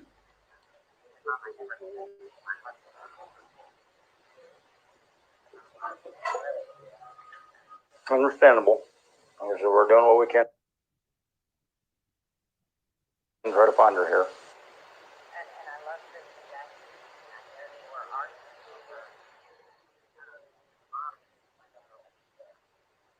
Work phone on the kitchen counter.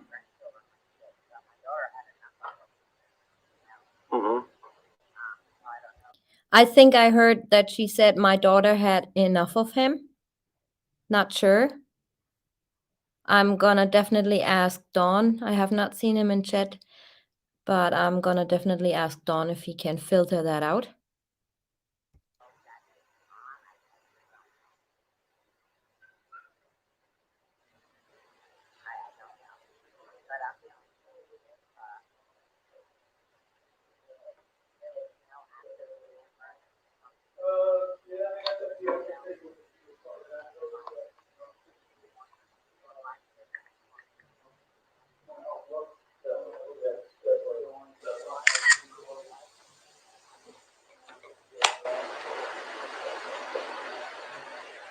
All right. I do the top one.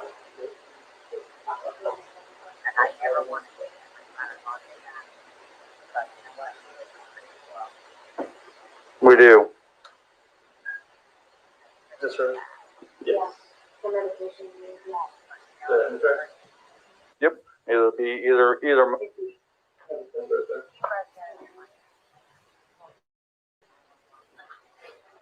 I would know about that.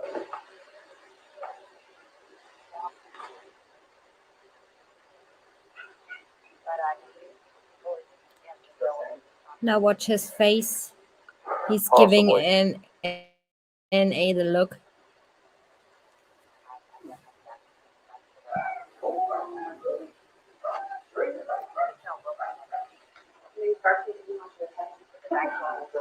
Yep.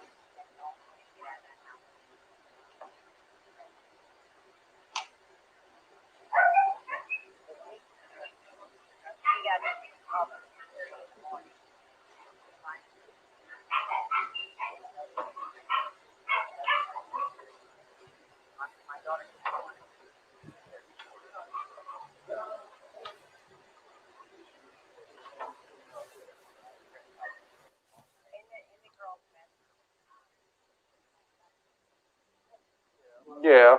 The bed's not made, no.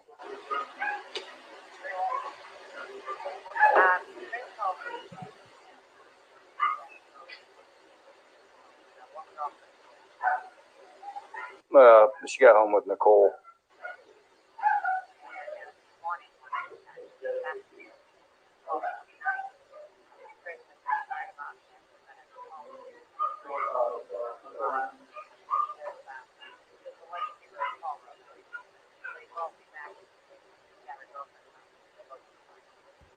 So she's saying she gave her a call and she never called her back.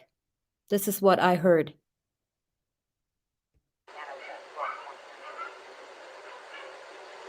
He didn't say who.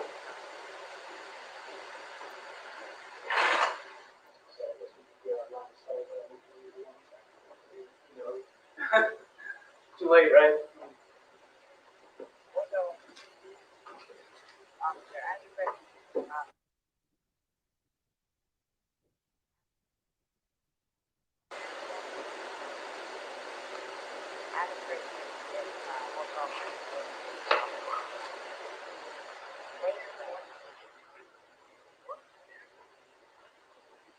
Yeah, he said he did.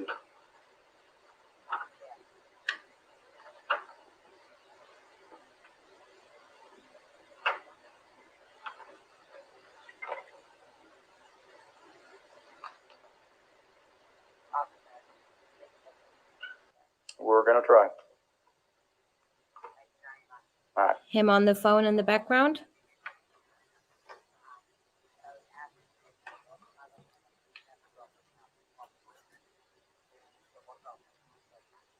All right.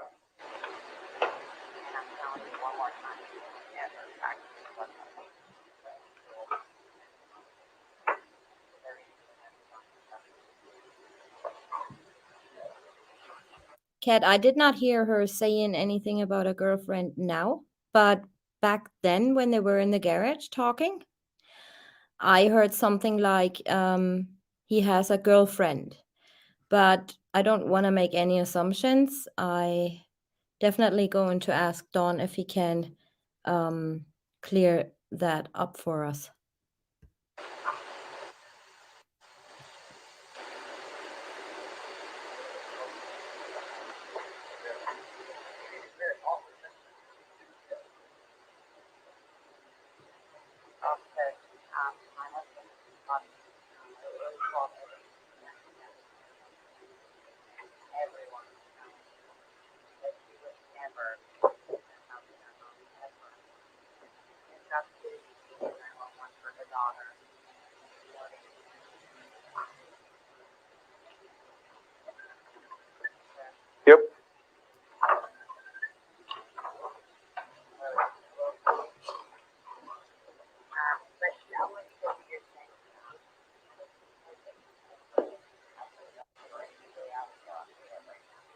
All right, we'll keep that in mind. All right, thanks. Bye.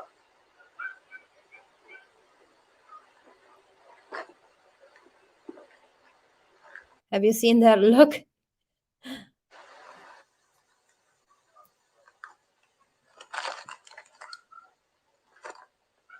Did you tell your mother-in-law that she went to a friend's today?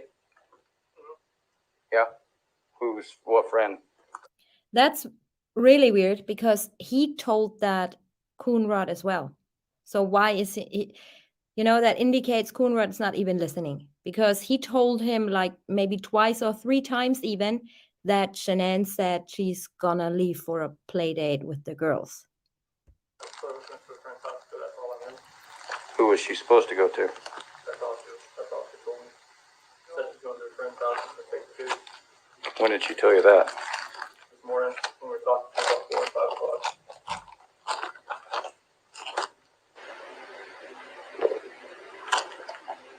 She really knows the work.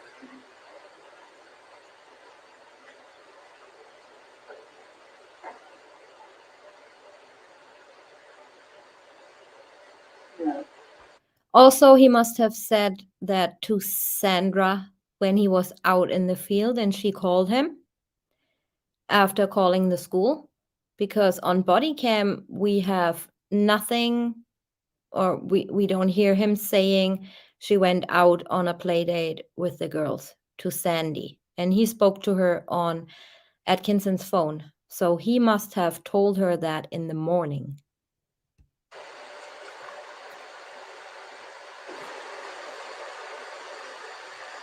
Plan B, yeah.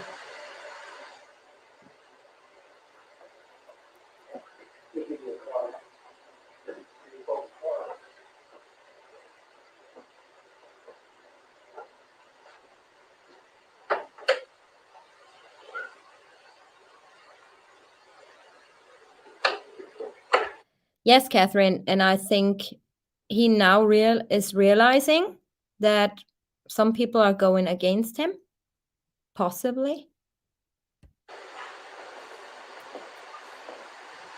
What were you guys saying about Red on the stairwell? I didn't see what he's talking about. Oh, now watch this. This is just crazy. There's red there, but that's not red. No. When I look pretty thoroughly everywhere and I'm not.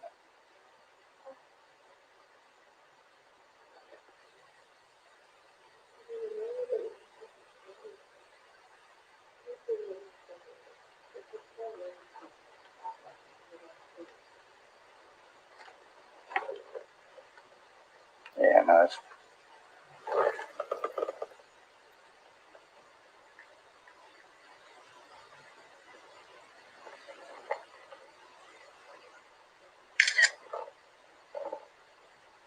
Look at this. I mean, if that was blood, just speechless. Like a piece of wax or something. It's not blood.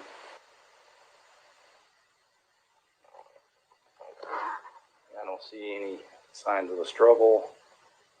Nothing's broken. What I don't understand is, like, her phone is her life. Right, and her purse and her wallet. I mean, the whole thing is. She doesn't want that door unless she comes with the girl. Like the top Yes, off. Angelica. And then shoes, like the woman swears by those shoes. She orders Pendleton every year. She wears them during commercial. She thinks they have socks on. Especially in the start, they all saying, "Oh, he's so calm, he's so nice, he's there for everybody." And now they want, you know, at any price, they want to create a crime scene with blood and, you know, all that stuff. So they basically are saying he's capable of doing that. And 5 minutes earlier, they're saying he's so nice. So weird. Those are the ones she normally wears.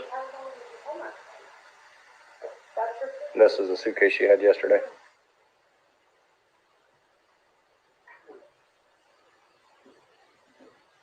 Coming up, something is in this bag.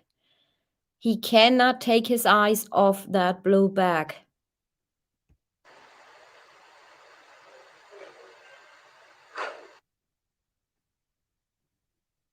So Baumhofer obviously turned on Shanann's phone or put it out of flight mode. And just before Baumhofer discovered the bag of old clothes, Shanann's phone reconnects to the home network.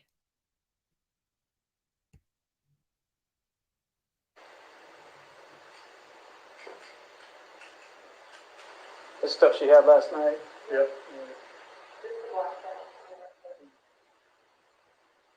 What's the, He's getting that nervous look again, just like he had when he was over at Nate's house. this is, Oh, that's just some Anadarko stuff. Thank you, Ocean's is daughter. that your stuff? Yeah, that's the stuff I was gonna give to people because they don't fit me anymore. Oh, these are your jeans? Yeah, it's like 38s. They're way too big now. He cannot take his eyes off that bag. What's in that bag? Okay, well, And most importantly, where did it go? Wasn't taken into evidence. call anybody if you hear anything from her. Otherwise, I'm gonna start putting together, just in case we need to pull the trigger for a missing person. Yeah, I'm gonna try to run some things down using her phone, and then see if we can't find somebody.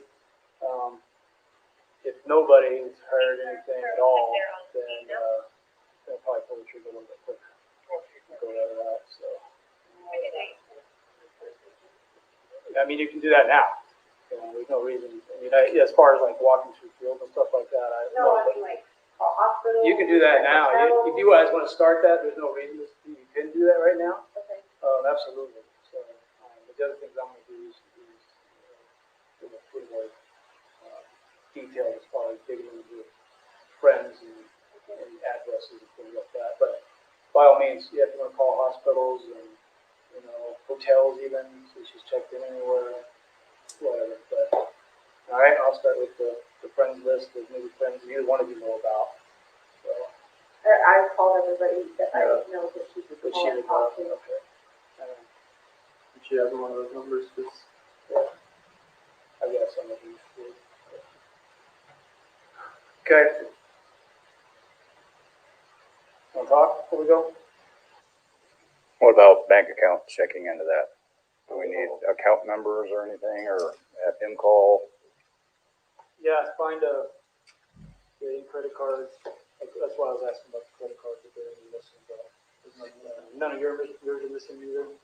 Cash, she usually carry cash with her, or no? Still in there? He doesn't know, but NA knows everything.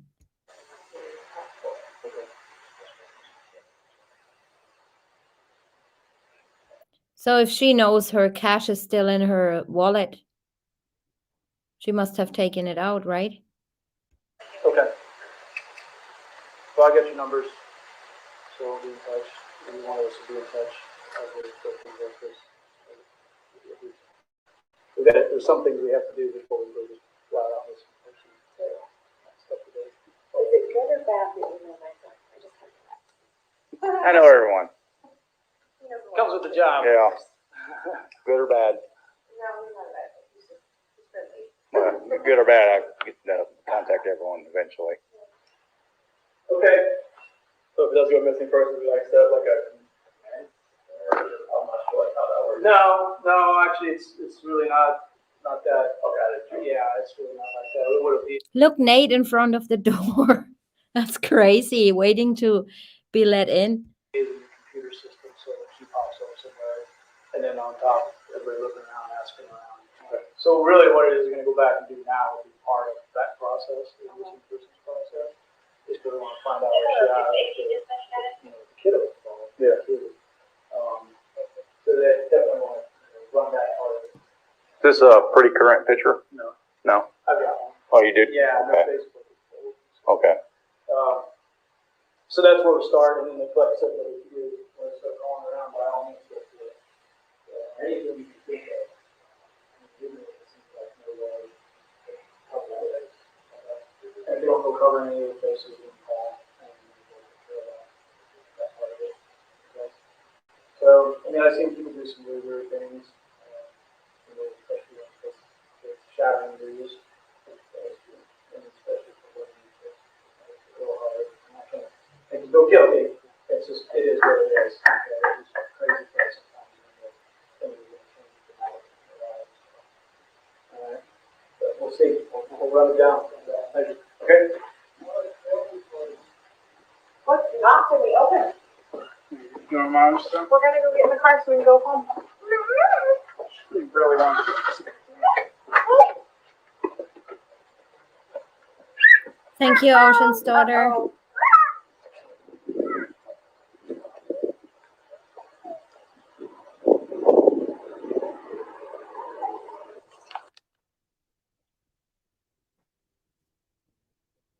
So now Sergeant Bakes and Officer Matthew James arrived to help Coonrod searching the house.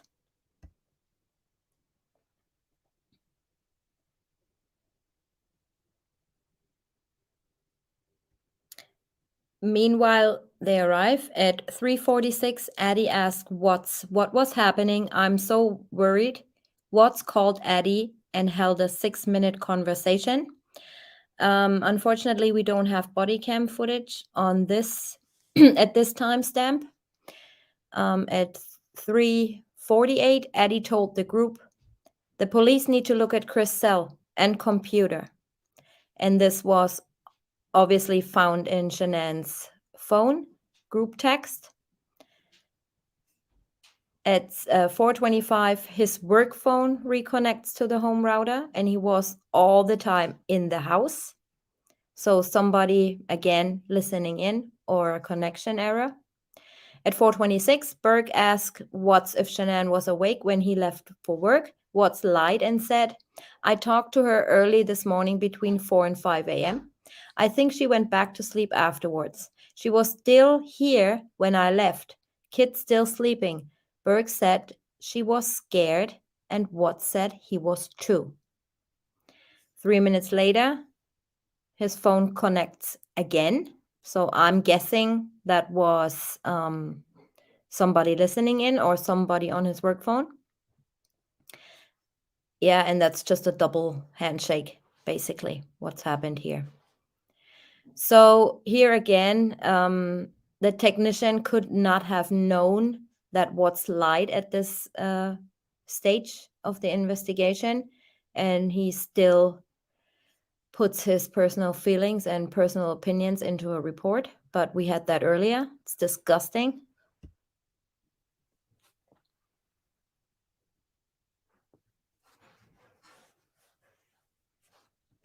And if the body cam is mute, it's not me, it's the body cam.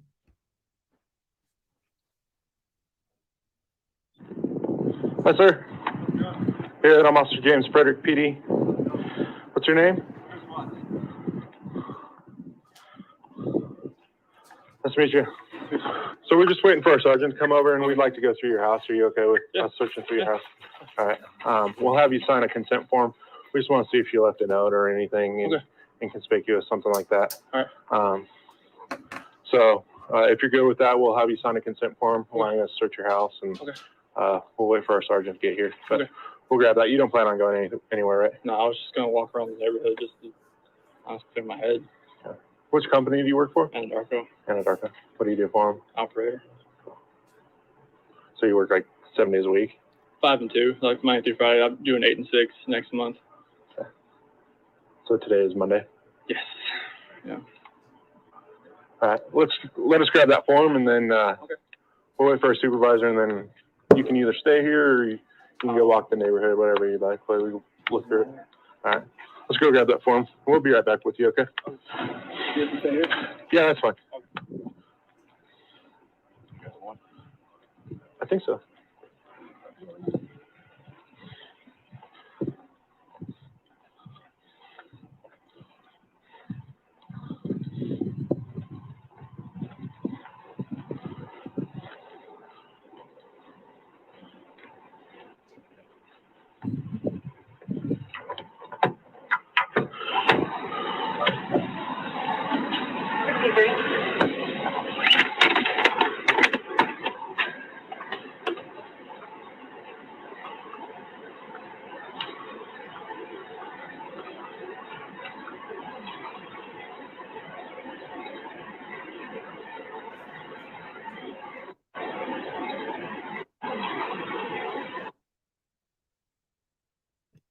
move forward a little bit. They're basically doing nothing. I'm gonna go ahead and sign this, and then I need you to read the bottom of it and make sure you understand that. Before you sign it, ask me any questions if you don't understand it. Okay. So he signs that they can search his house. I'll need you to print your name there.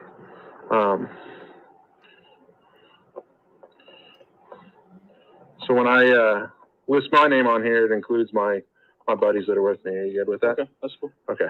So I just need you to print your name there. There's my name. Just read this bottom and make sure you understand that. Before you sign it, ask me any questions if you have any, okay? Steve, send me the message.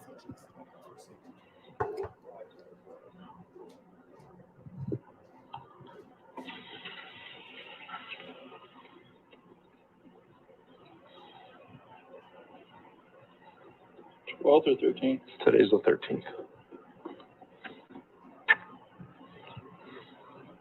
Looking for the So time? true, Sugar Beat. 4:15, 36. 4:36.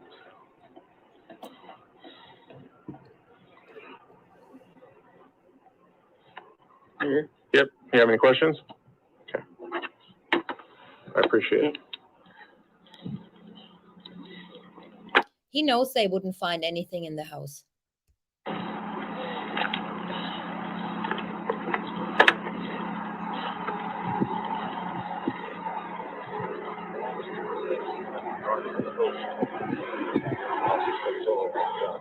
Let's go.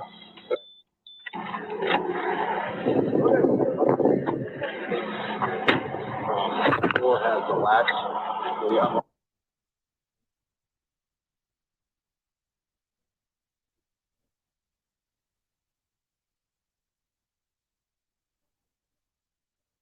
That's Coonrod.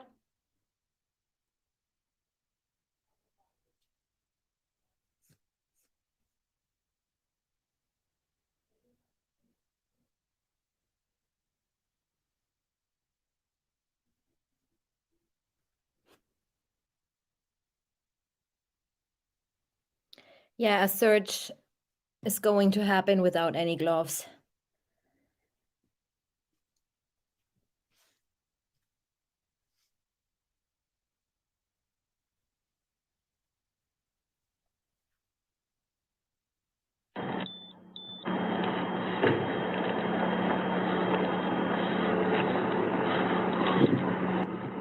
So Chris, it's your house. You can go inside with us if you'd like, or you could stay out here. It doesn't matter to us.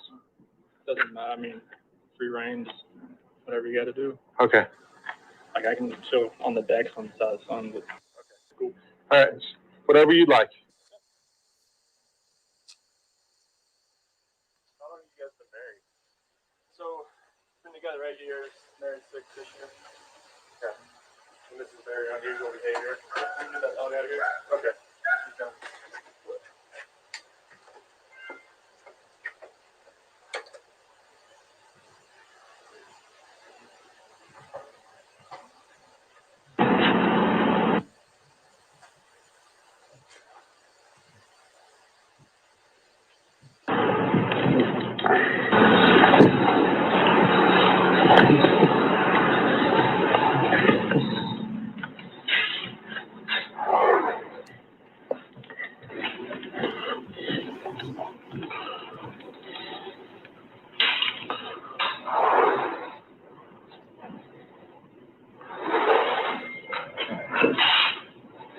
Versus on the counter. So when you guys come home, you usually use the front door, the garage door, how do you guys? I usually open the garage door, come in. Okay. Keys out in the garage. Okay. Is that a ring out there? Oh, that was. No, the doorbell, is that a ring? Yeah, like when you got a visitor, it does, but I don't think the speaker is on where you hear it, like by. Okay, my question. I guess my question for you is, what did show her leaving with the kids? Did you have any alerts? If she came out here, yes. Like if Did you have any alerts today with that? just when her friends were here. Does it only record when the doorbell rings or anytime If someone? you're like right here, it should just start. The proximity should hit up.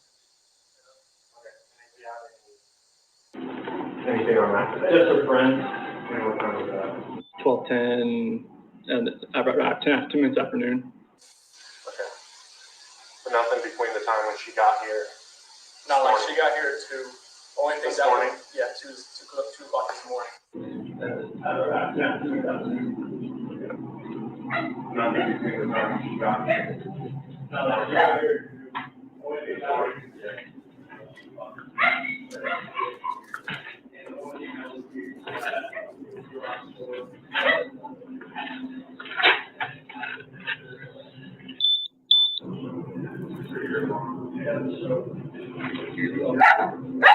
O'clock this morning, so like 1:48 on here. And the only thing that was weird was that the garage door said is left open Here he says it again. after I left. And it might have been the sensor, but like my phone doesn't show when For your alarm? yeah, it doesn't show if it shuts. And who's your alarm through? Vivid. Okay. But the Nikki, her friend that came here about 12:10, she said the garage door shut when she got here. Okay. That was the only thing that was weird. All right. Were you gonna hang out there or you wanna come in here? Okay.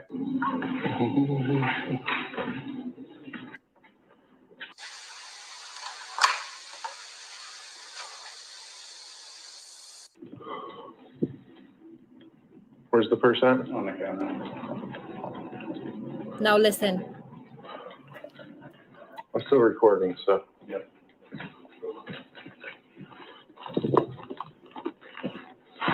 This, Whose phone is that? I believe that is his. Baumhofer took hers. So, whose phone is this? Coonrod? I believe it's his.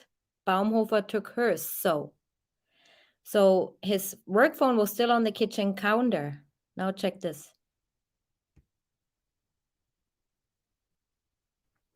The minute he says that Chris's work phone, Chris's work phone reconnects to the home network for the last time until Tuesday, as you can see here.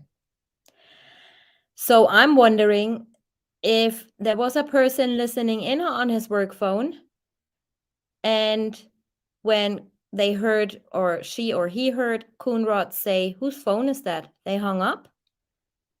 It's a possibility, right? Because I found that very odd, right at this moment.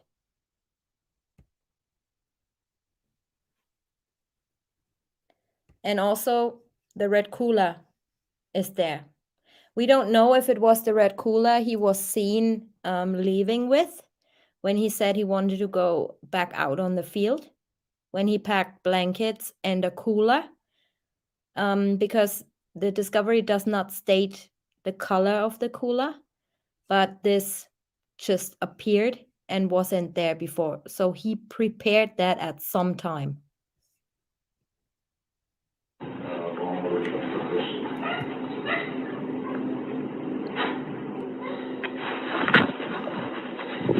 That's what wrong thing.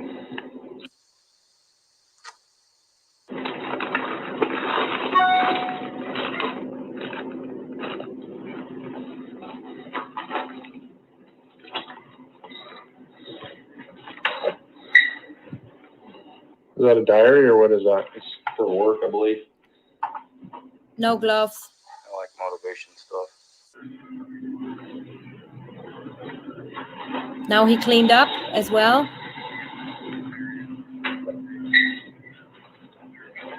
No makeshift beds anymore. No toys and shoes laying around.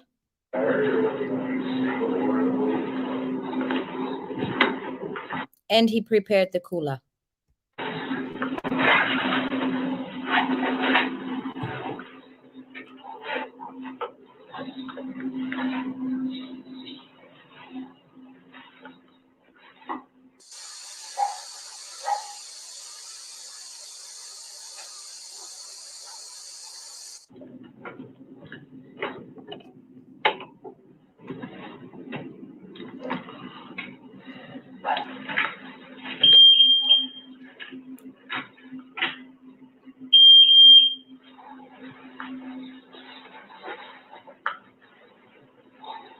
I made a video about her ransacked office as well. Go check it out.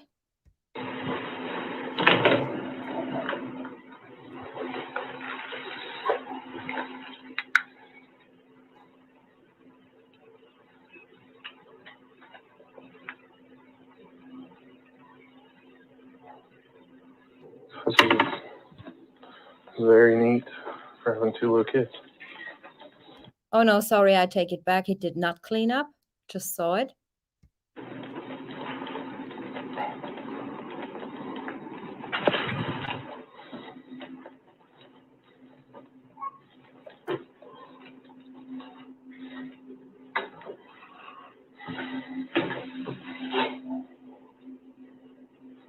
You're welcome, Ed.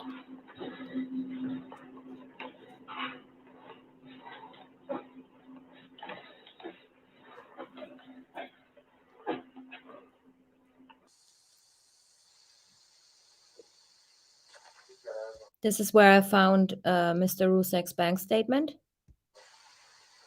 Who's got asthma? I don't know.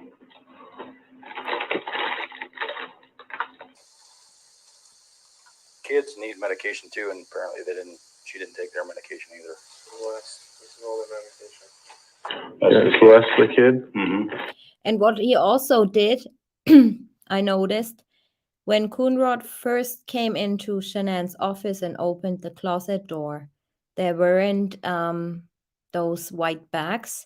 It seems like somebody or Chris just threw those white trash bags with toys into that little closet. That's albuterol for a nebulizer.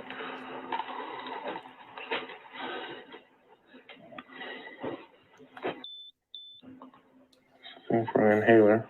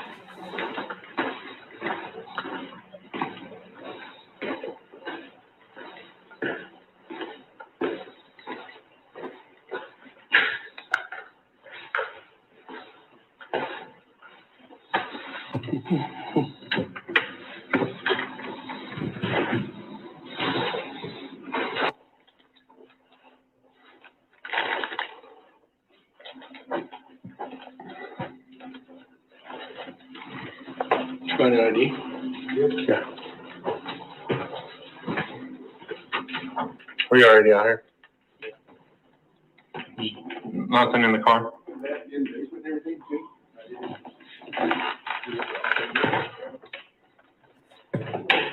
They never wear gloves, ever.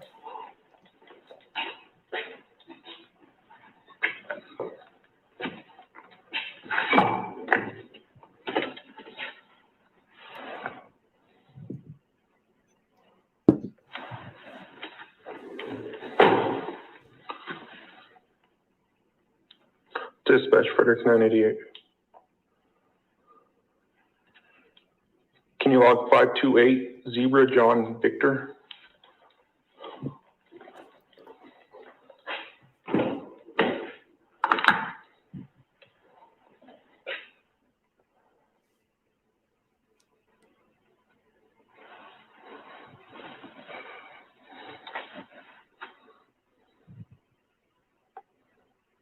So true, Matt. I'm surprised they didn't open the fridge and make a sandwich. So true.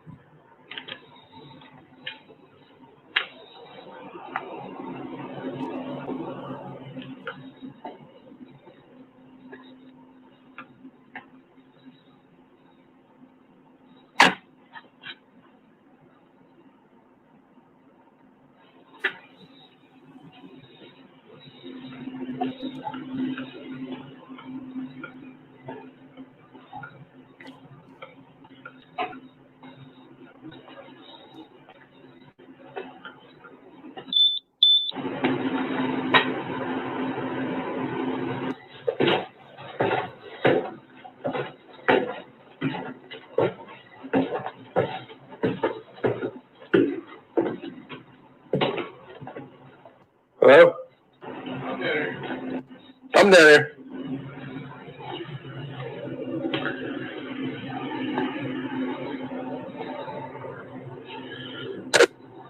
Catherine, I'm trying to pause once I see it.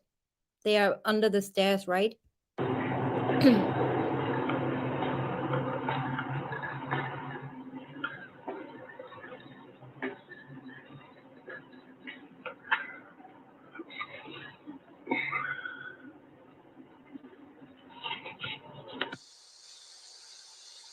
Oh no, they don't show.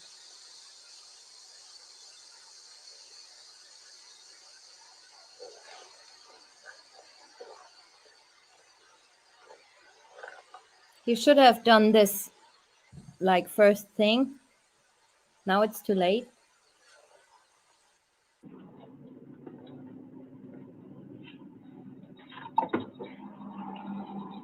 Meet.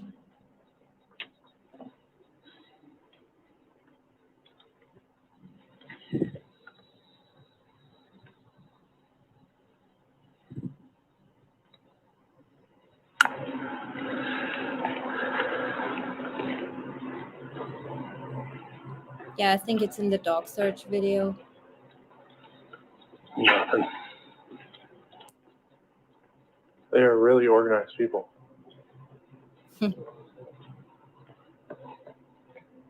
everything's like super organized. They're really organized people. They got a lot of stuff. Oh, it's a nice house. There it is.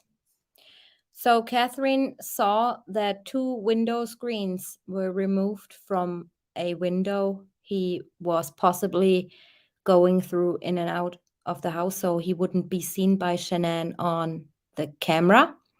And those are the removed screens right here.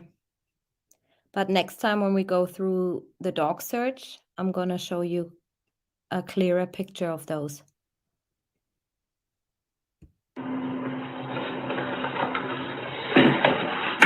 And by the way, that was the only window where the screens were removed. So the screens were still there on that Mickey Mouse window.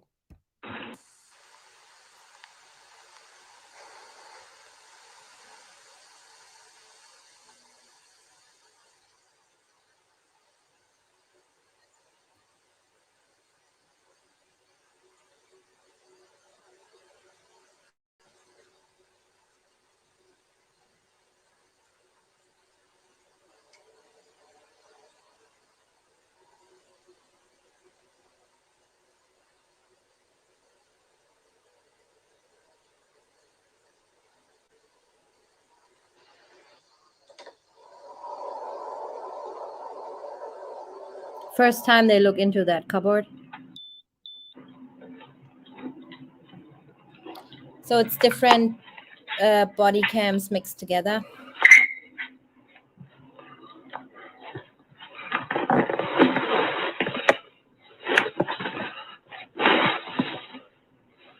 Hi, Mark boys. Gotta send you a bunch of stuff.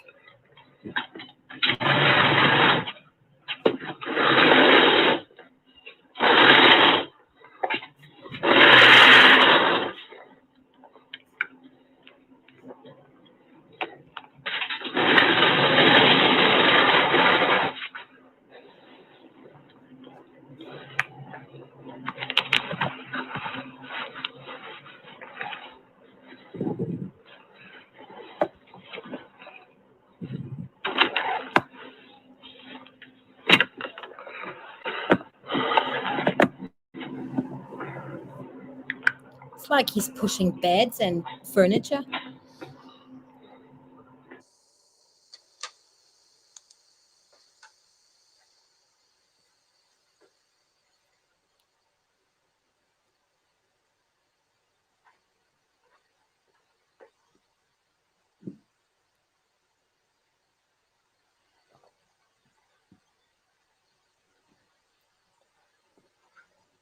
At least he's not texting all the time like lions.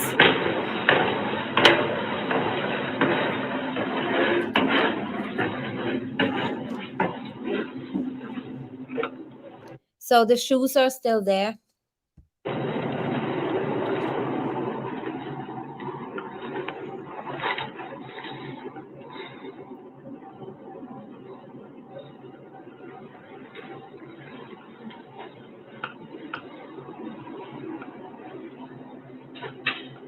The black, the blue bag.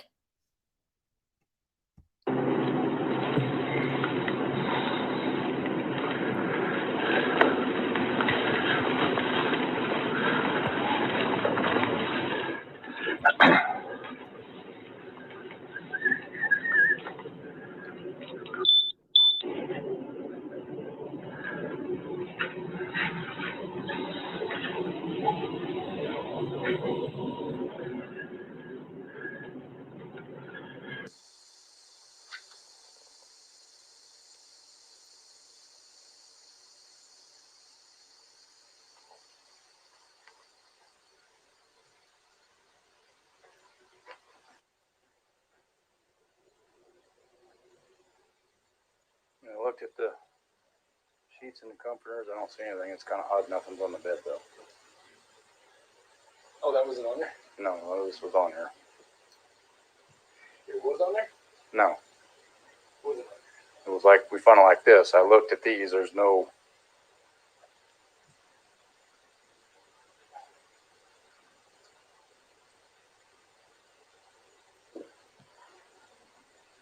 He said when he left, she was in bed sleeping. No body fluids on the sheet. Mm-hmm.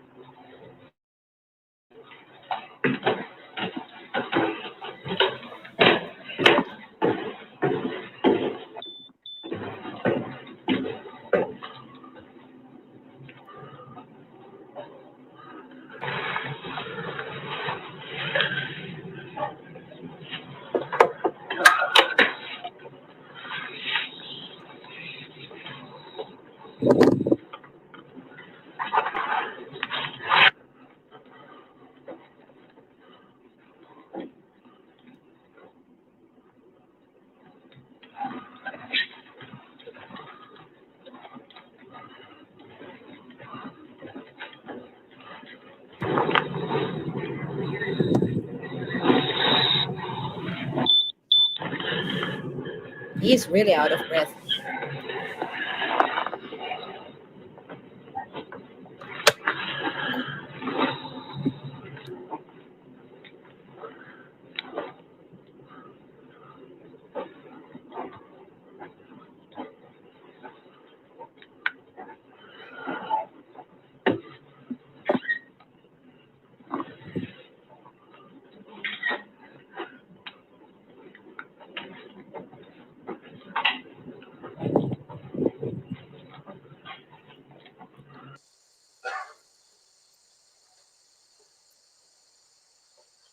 are missing are the kids' blankets.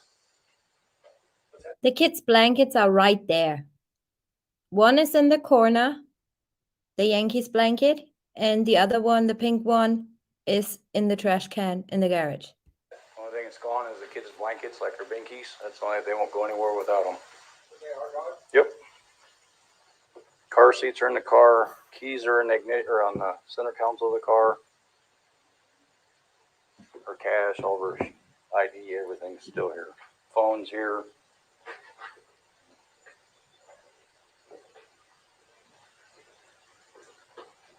Yes, we don't know, Angelica. Well, just the blanket, their safety blankets were, their little safety net blankets are gone. They don't go anywhere without them.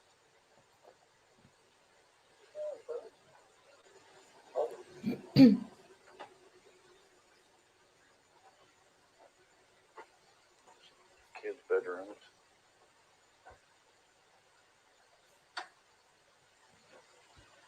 This was locked. You open it up, and I was looking here, he said they keep it locked so the kids don't come in here and make a mess. There's not even water in this toilet.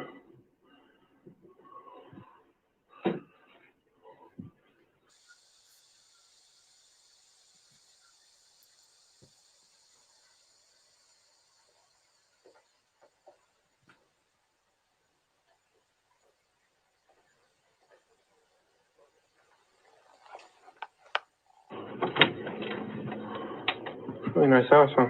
Yeah.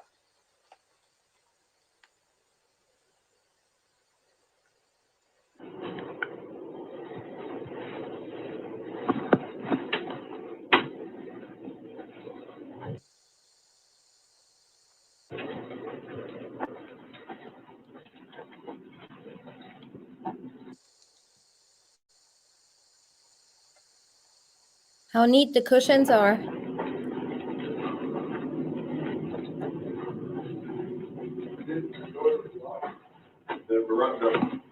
The bathroom between them was locked. He did unlock it, and I was looking there. Both of them.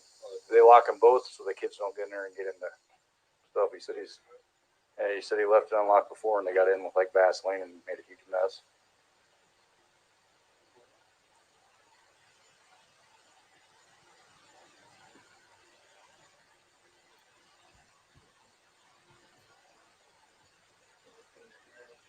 Mm-hmm. Pillows, lock them in. It's actually a pretty good idea.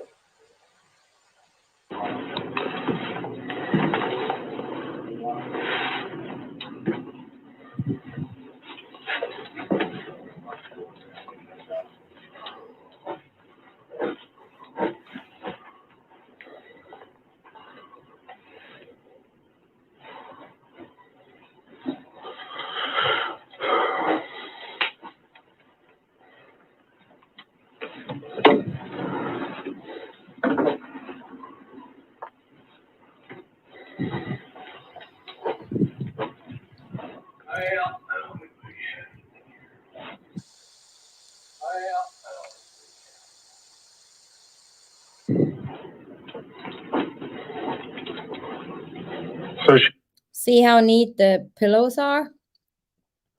And they want to tell us that Nick just grabbed into those pillows and pulled out her phone. I don't know. she a stay-at-home mom? She's a stay-at-home mom, but she works from home. And she does all the work through her phone. Her phone was on this couch, turned off. On this couch? On this couch, turned off.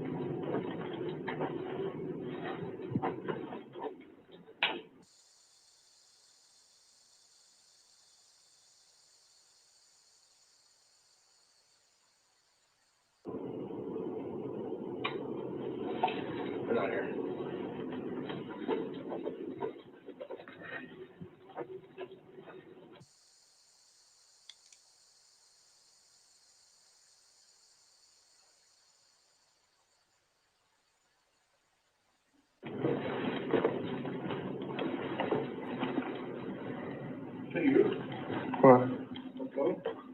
No. I think it's just one on the counter.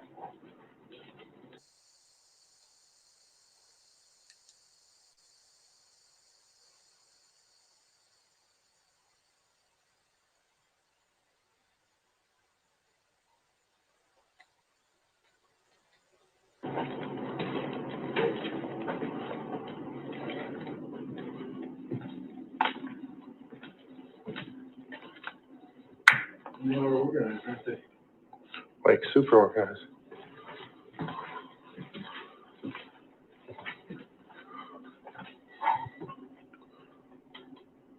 The cooler.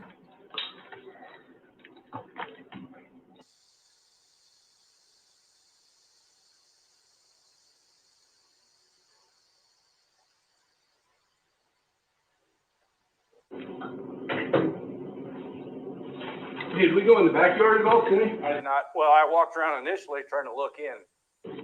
Didn't see nothing? I didn't see anything out of place, but I was more focused on looking in, not at the yard. What's the little,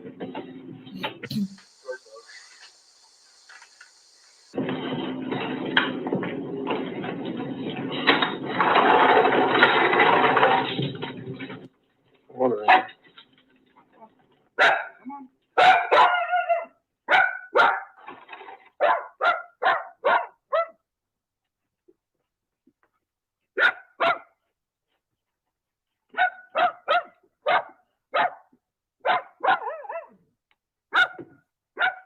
Jump down in the window well.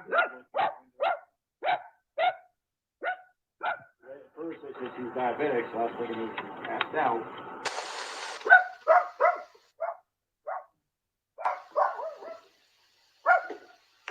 I jumped down in the window wells, trying to look in the windows. Nothing. Because at first they said she's Yeah, the screens are still on this window. diabetic, so I was thinking maybe she's passed out. So I was trying to get in, but then did he show up? he finally, yeah, he showed up. Because they called him and said, "Get your ass home." So I'm trying to get like the garage door opener key. He said that didn't work. He said the button thing doesn't work. Garage door is pretty much shut down. Then he came home and let you in? He came home and let me in. What doesn't work? The garage door opener? He said the password on the outside, the code one, doesn't work. Can you close it from the outside? I don't know. Well, we need to figure that out. It hasn't been closed since I've been here. The front door was locked, right? I love Dieter and he's cute, but his barking is so annoying. I think he hit his garage door opener. No, I'm saying, Front door was locked. was the deadbolt locked? The top deadbolt, you could open it like 3 inches and it locks. Okay, so she had to get out through the garage. The garage, because this door is closed and locked. Has a slider lock. So she had to leave through the garage. Come here, pups.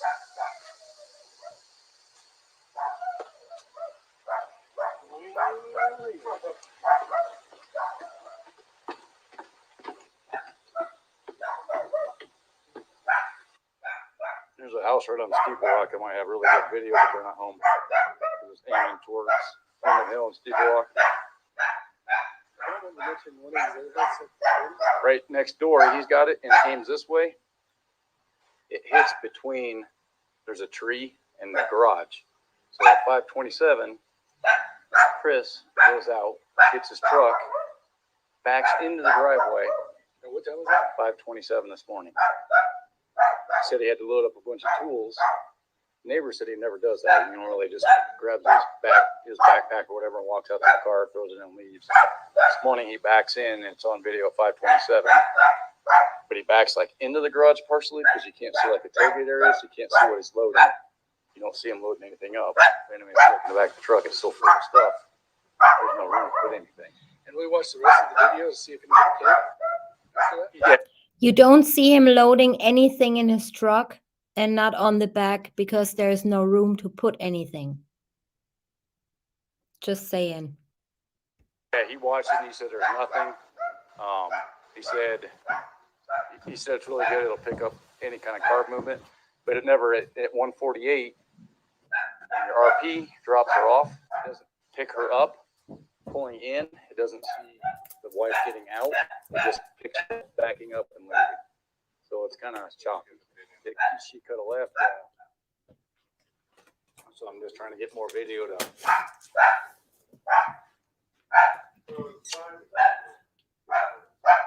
What? 5 and 3-year-old, both girls. Yeah. Come on, let's go.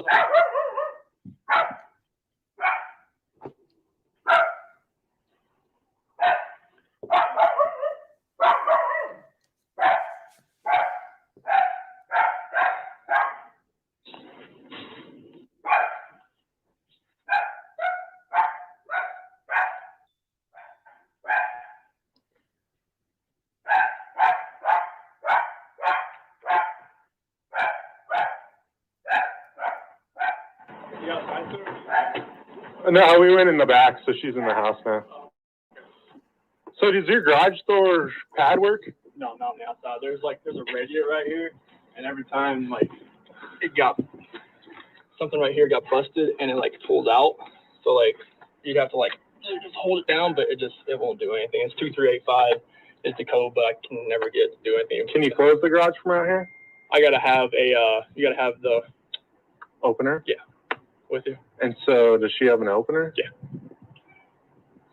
Let's go see if there's an opener. Is it a physical opener or is it programmed into the car? It's a physical one, on the dash, on the visor, and then there's one as you walk out of the garage door too from the side.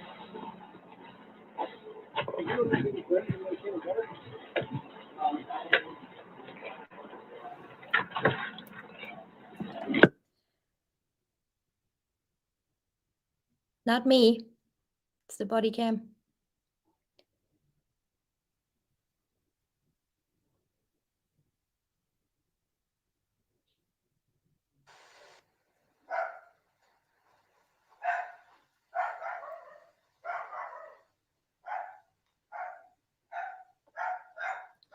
Alexa's on the kitchen counter next to the porch window.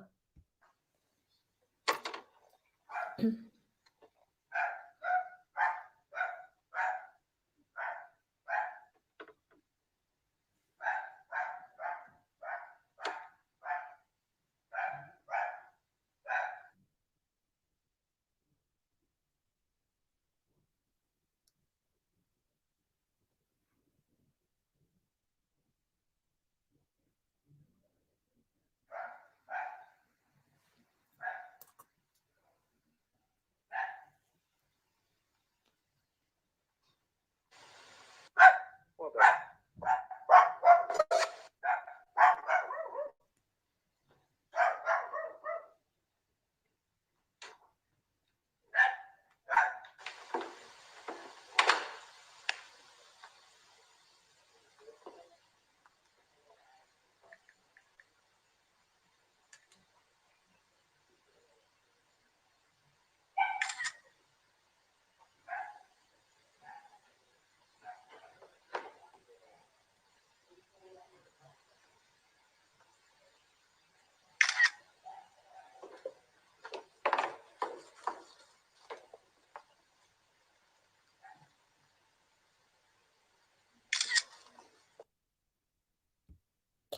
So while Coonrod, James, and Bake searching the house, Kessinger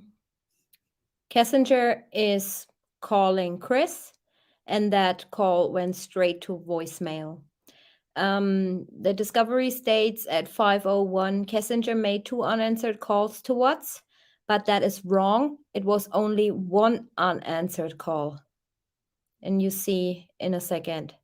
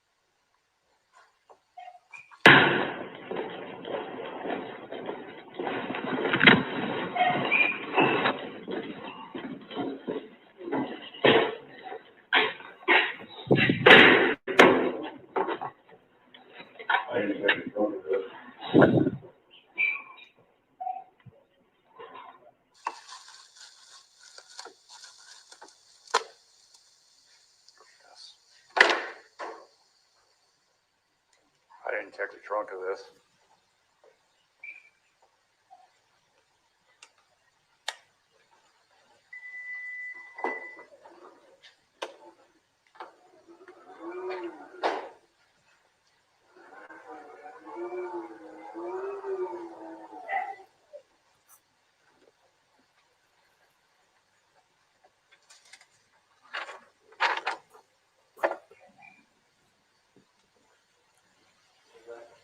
So the kid stuff was already in there, shoes and toys and stuff like that. What? On August 10th for Chris. Yeah.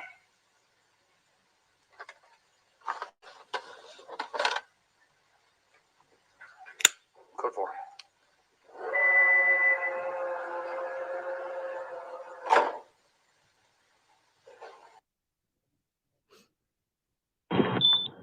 Back here. Yeah, there's a driveway from the townhomes that backs right up to our fence. Now, would you? Listen closely.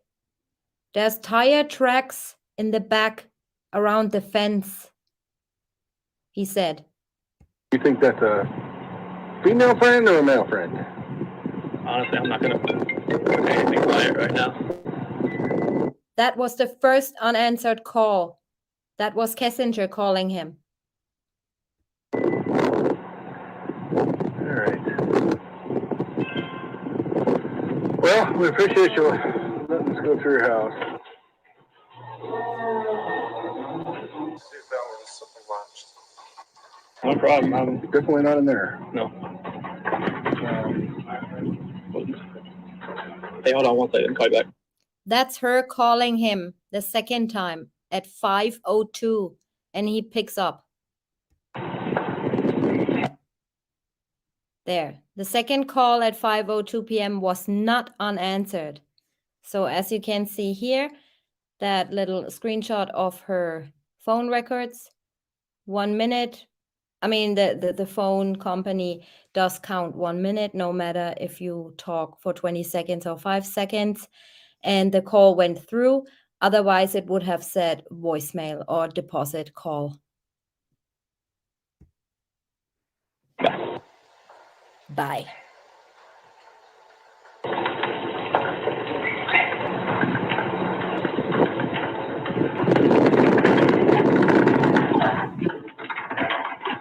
Yeah, thank you for letting us go through your house, kissing his ass a little bit. Was it in the car? So she came out the door, then? Yeah, press that thing and see how long it takes.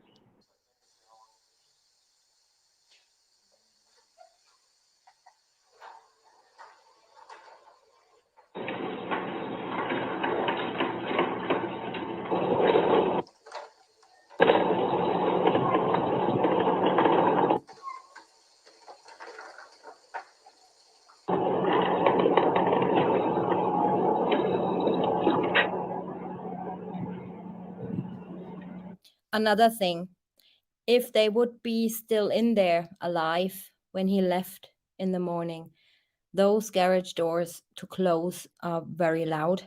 And I believe I remember Shanann was saying Bella's room was above the garages, so she would have woken up from him opening or closing the garage doors.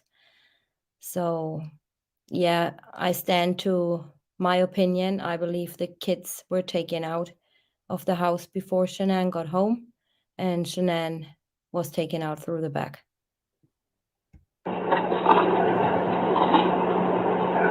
What's your name again? I'm Sergeant Baker. Sergeant Baker. Good to meet you.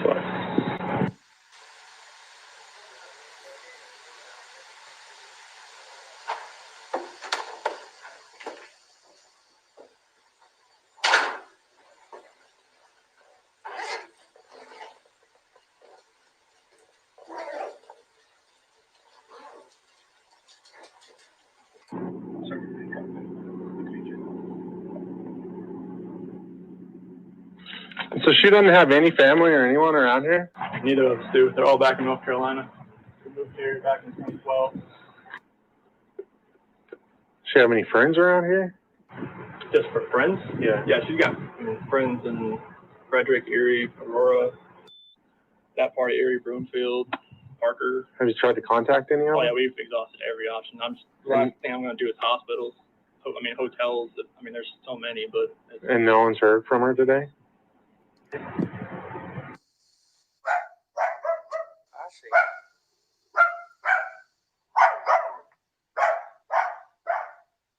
Have you checked your bank accounts? that's another thing I was gonna do because I don't have access. So this is according to Lauren Arnold. We were watching 5 p.m. footage. We just saw Kessinger calling him twice at 5:01 and 5:02. And this is just a little screenshot of the discovery, what Lauren Arnold says when she arrived. So she says basically she arrived at 5 p.m. at the house. Arnold said she tried to contact Shanann on Monday, August the 13th, between 11:30 and 12 p.m. to ask her about the doctor's appointment. Arnold said Shanann did not respond, which Arnold thought was unusual because Shanann had always had her phone with her. Arnold said at about 1:30 she saw a posting on Facebook from Shanann's brother Frankie that Shanann, Bella, and Celeste were missing. Arnold said she eventually drove over to Shanann's house at about 5 p.m. to see if she could find out more information about the situation. Arnold said she didn't text Chris because she didn't have his phone number. Arnold said she called several friends she had in common with Shanann, and none of them had heard from Shanann. Arnold said she did talk to Nicole Atkinson. So it's her friend, and she does not have Chris's phone number, but Nicole's. Okay. And learned she had been at Shanann's house earlier in the day and had called the police. Arnold said she went to the house and knocked on the front door, and Chris answered it.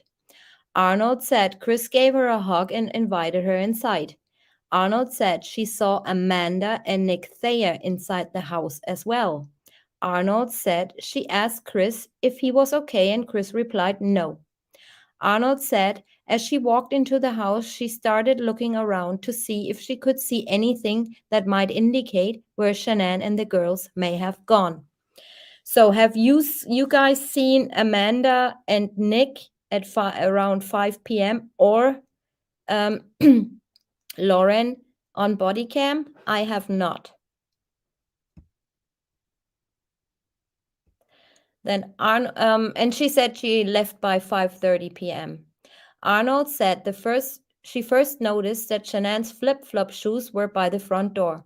Arnold said Shanann always wore those shoes and she was somewhat surprised they were in the house if Shanann had left. Arnold said she also saw a carry-on suitcase and a handbag which appeared to still be packed. Arnold said she also saw some of the kids' toys next to one of the chairs in the living room area. Arnold said she thought the toys by the chair was a little strange because Shanann always kept her house very clean and the toys appeared to be out of place. So this is probably, that little picture is probably what she saw. So I'm guessing she got confused with her arrival and departure time. Arnold then commented that she glanced up the stairs towards where the bedrooms were located. Arnold said Chris noticed her glance up the stairs and he spontaneously commented to her, I had to close the doors upstairs. I had to close all of the doors because I can't handle going up there and seeing everything, like the toys and stuff. Arnold said she found this comment to be very strange because there were several toys scattered around the house on the main level, and these toys didn't seem to be bothering Chris.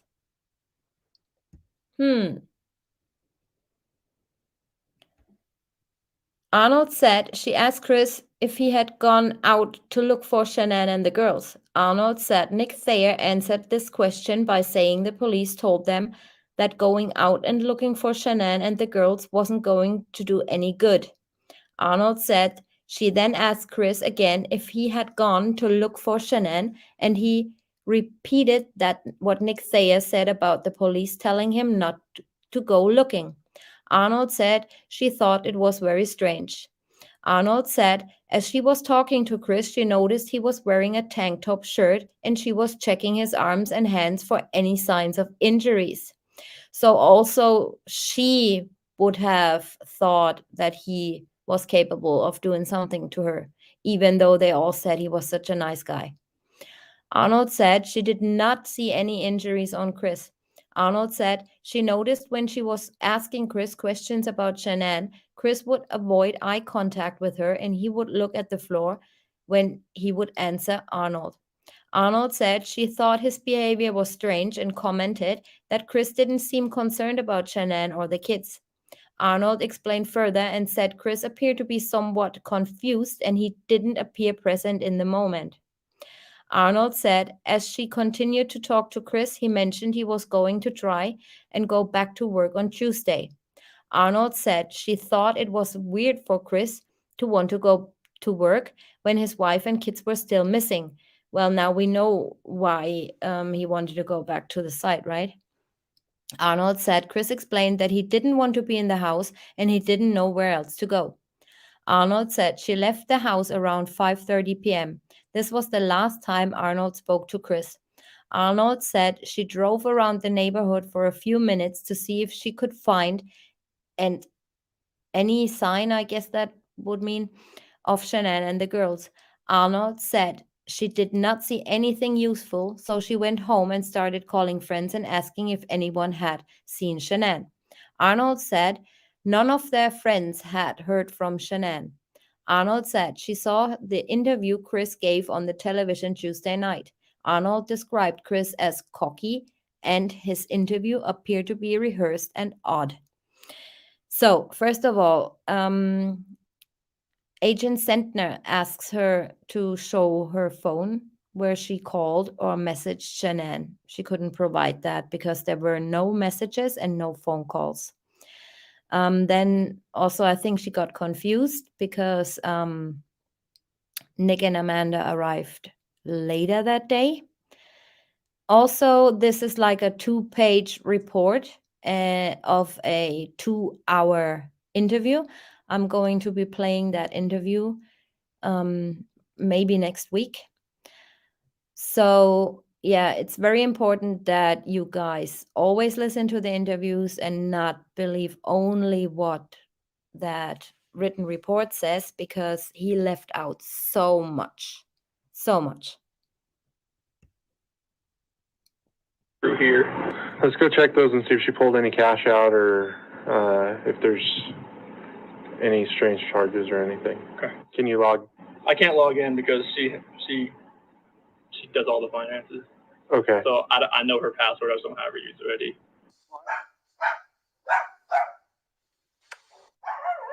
They're fine. Also, yeah, Angelica, I know. Also, she said to Sentner in her interview, she was going to Starbucks, and then Sentner says something along those lines, why to Starbucks? And then she says something that was odd to me. She said, oh, to check if their shift has changed. And then she says, but Shanann doesn't drink coffee. So it was very, very, very odd interview, but I'm going to play this for you guys soon.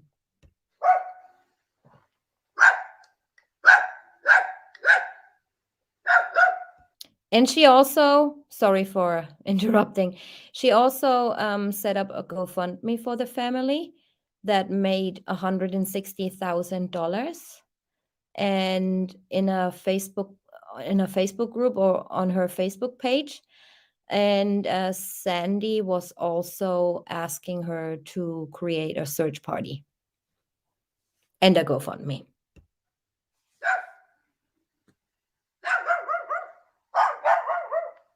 Not sure what she would have used that way.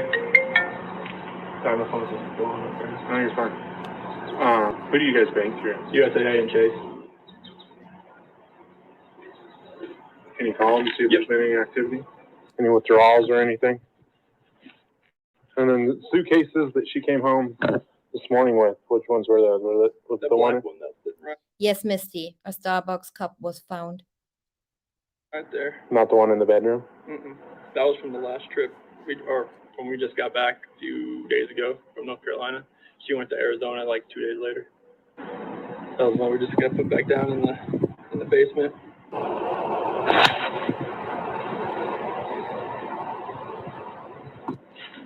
You guys don't have any stockpiles of cash or anything in the house that she would have had? If she needed cash, she needed to go to the bank to get it? If there is, I would not know about it. If there is, I would not know about it. I mean, if there was, I didn't know. Do you know how much cash she usually carries with her? It usually not, maybe like 100.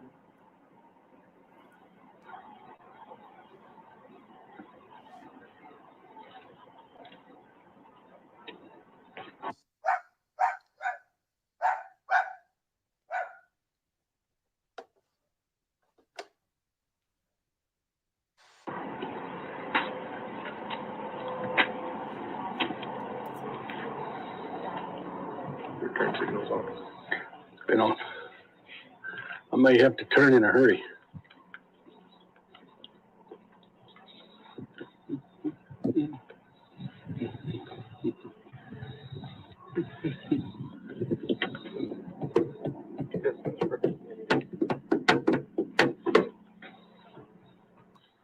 Dispatch Frederick 988.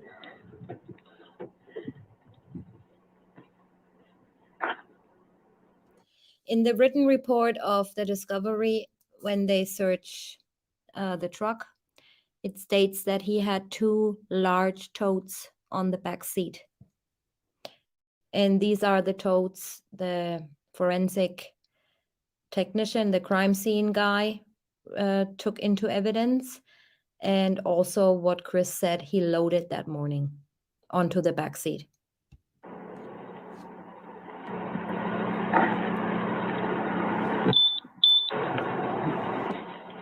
Can you log Queen Frank Tom 682?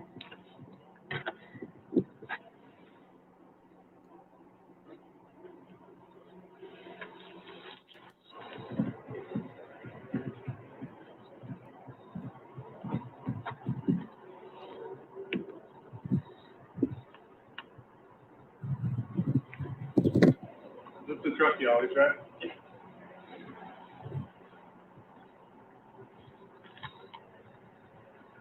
Is this the truck you always drive?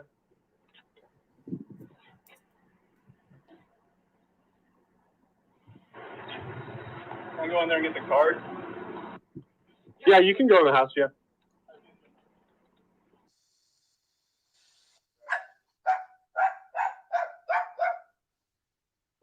You said when you left this morning, she was in bed?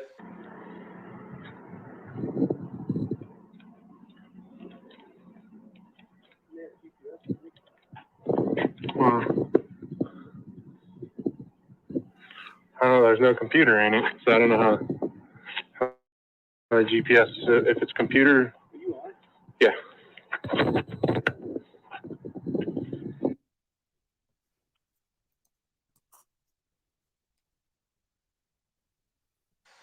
You said when you left this morning, she was in bed? Yes. Were the blankets and stuff on the bed? Yes, they were. She might have wanted to wash them just because she would just go back from the airport last night. She just climbed in bed to go brush her from the airport. Usually what she does. She wanted me to. Also notice Dieter is quiet when a person he knows is around.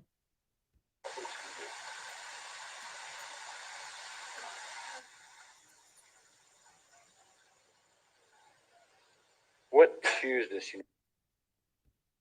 So this is when he calls Chase Bank, when the officers tell him, you know, do you have a stack of money somewhere? You could call the bank and see if there's any money missing of your accounts.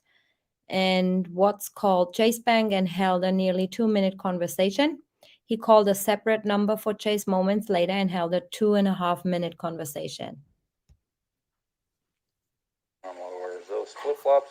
She has flip flops there. She has flip flops. So he's probably still on the phone Okay. with the bank.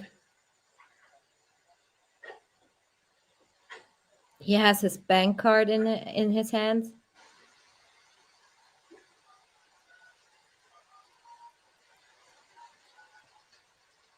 You have no idea where she would go. All the friends that I know You contacted that's them. contacted. If there's other,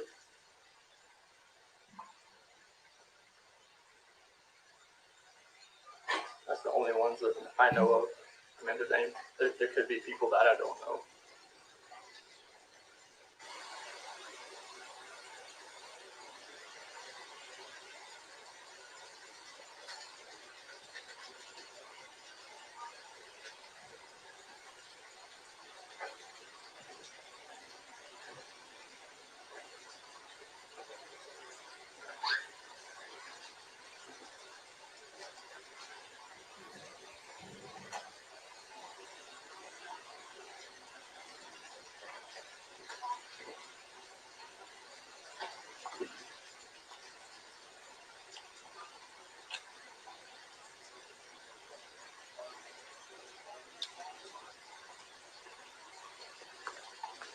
Do you know how many credit cards she actually has?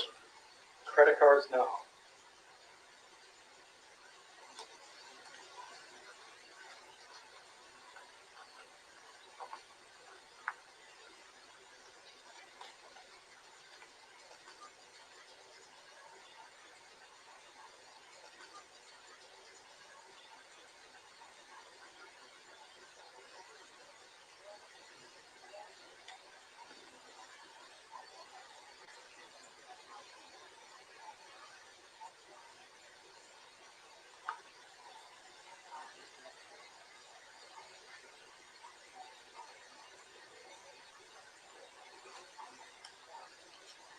Taxi cabs and limousines.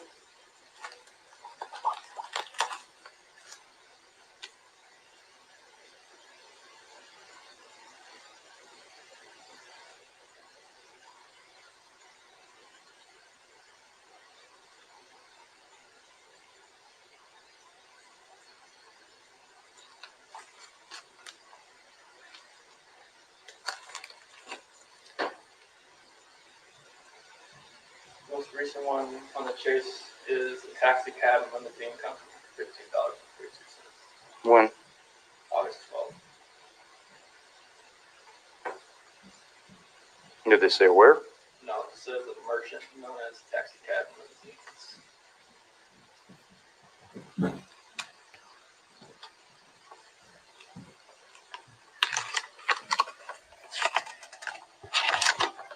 Now, where does she normally go to the doctor? So, it's in Erie, right off the Erie Parkway. There's a doctor's office over there. Yeah. Right off, right behind CBS over there. Mm-hmm. And there's a doctor's office right there. Beirut. That's her main doctor. But as far as the one for the baby, I'm not sure.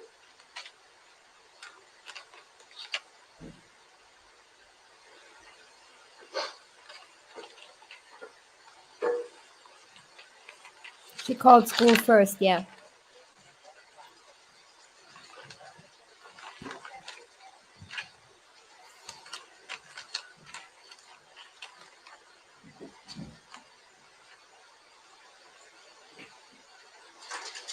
And it didn't say what taxi cab company it was or anything. Yeah, that was very vague.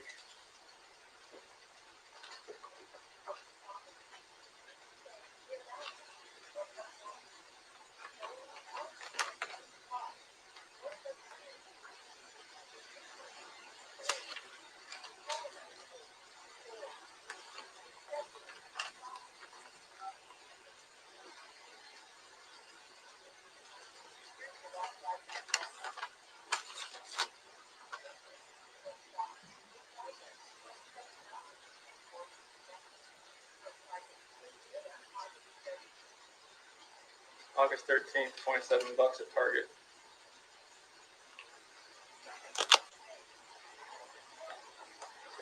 Next.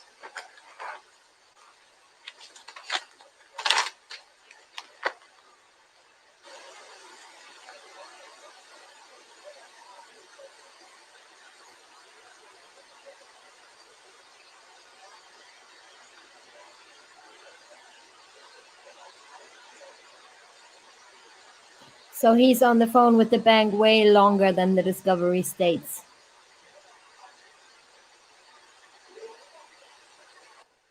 Which credit card is this? USA.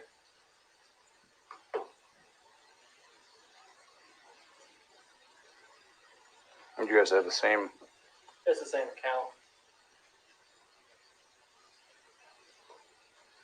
And that's just when it's pulling out of your account, or the Yeah. purchase was today. It's pulling out of that same account. So probably a couple days ago then.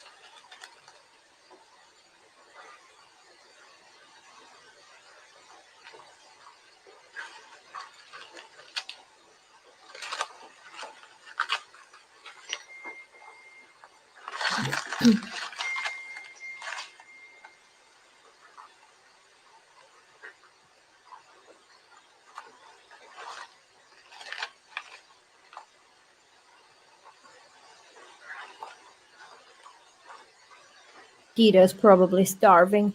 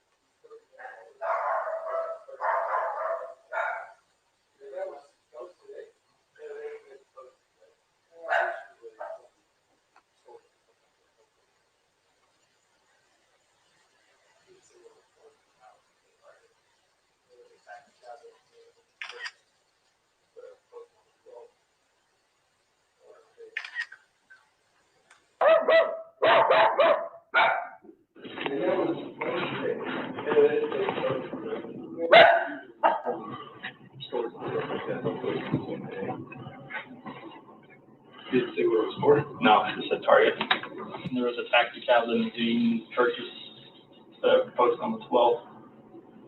That was on Chase. It was like $15. It was various kind of big taxi cab limousine service. She have a passport? Yeah, I'm not sure what that is. I'm sure she keeps that one. Kids have passports? No, they're old enough. How old are they? 4 and 3. Yeah, they're all. Oh, they are. No, they haven't traveled anywhere other countries. You have a passport for all of them. Oh, okay. So that taxi cab service. Did you guys use anything like that? Because that might be Uber.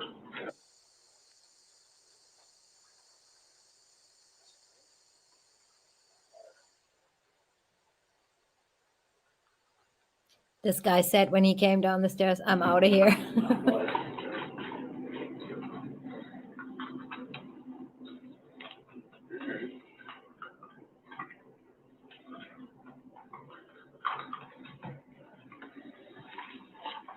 And if you look through here and see if all of her cards are here?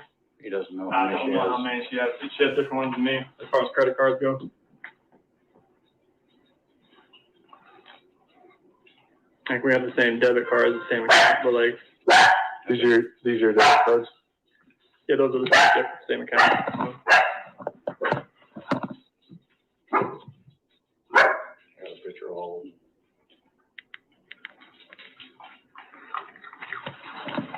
Then, do your kids have like a favorite pair of shoes that they normally wear? Favorite pair of shoes? Yeah. No, they have all their shoes are in the closet right here. Do you know which ones they normally wear? Like, It's like a flavor of the month thing, honestly. Like whatever they want to wear, I say pick your shoes and they just go through them. Fellas on this side, CC's on that side. sure.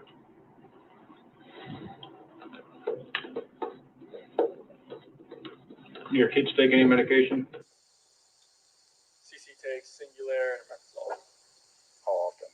Singulair is every night for allergies, Omeprazole for the kind of for like the acid reflux. One of them on inhalers. They haven't done it since they got back.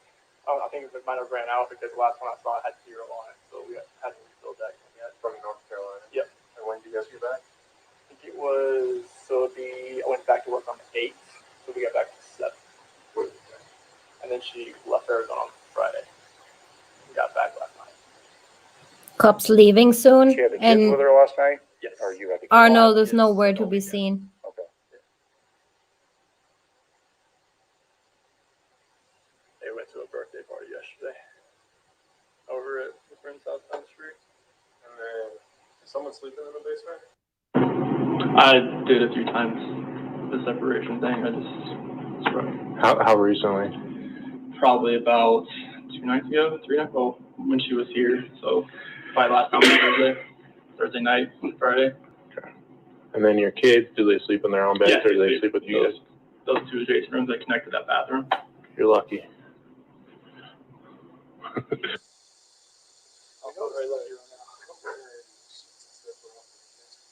No, so like when she got back from the airport last night, usually like she just jumped in the bed.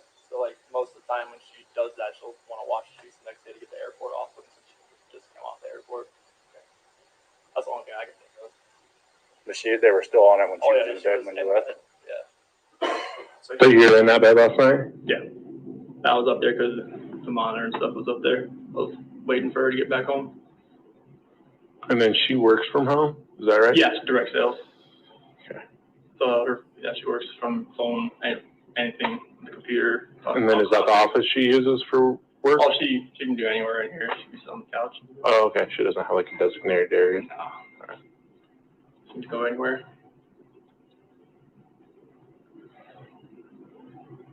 And you can't think of anywhere she'd want to go?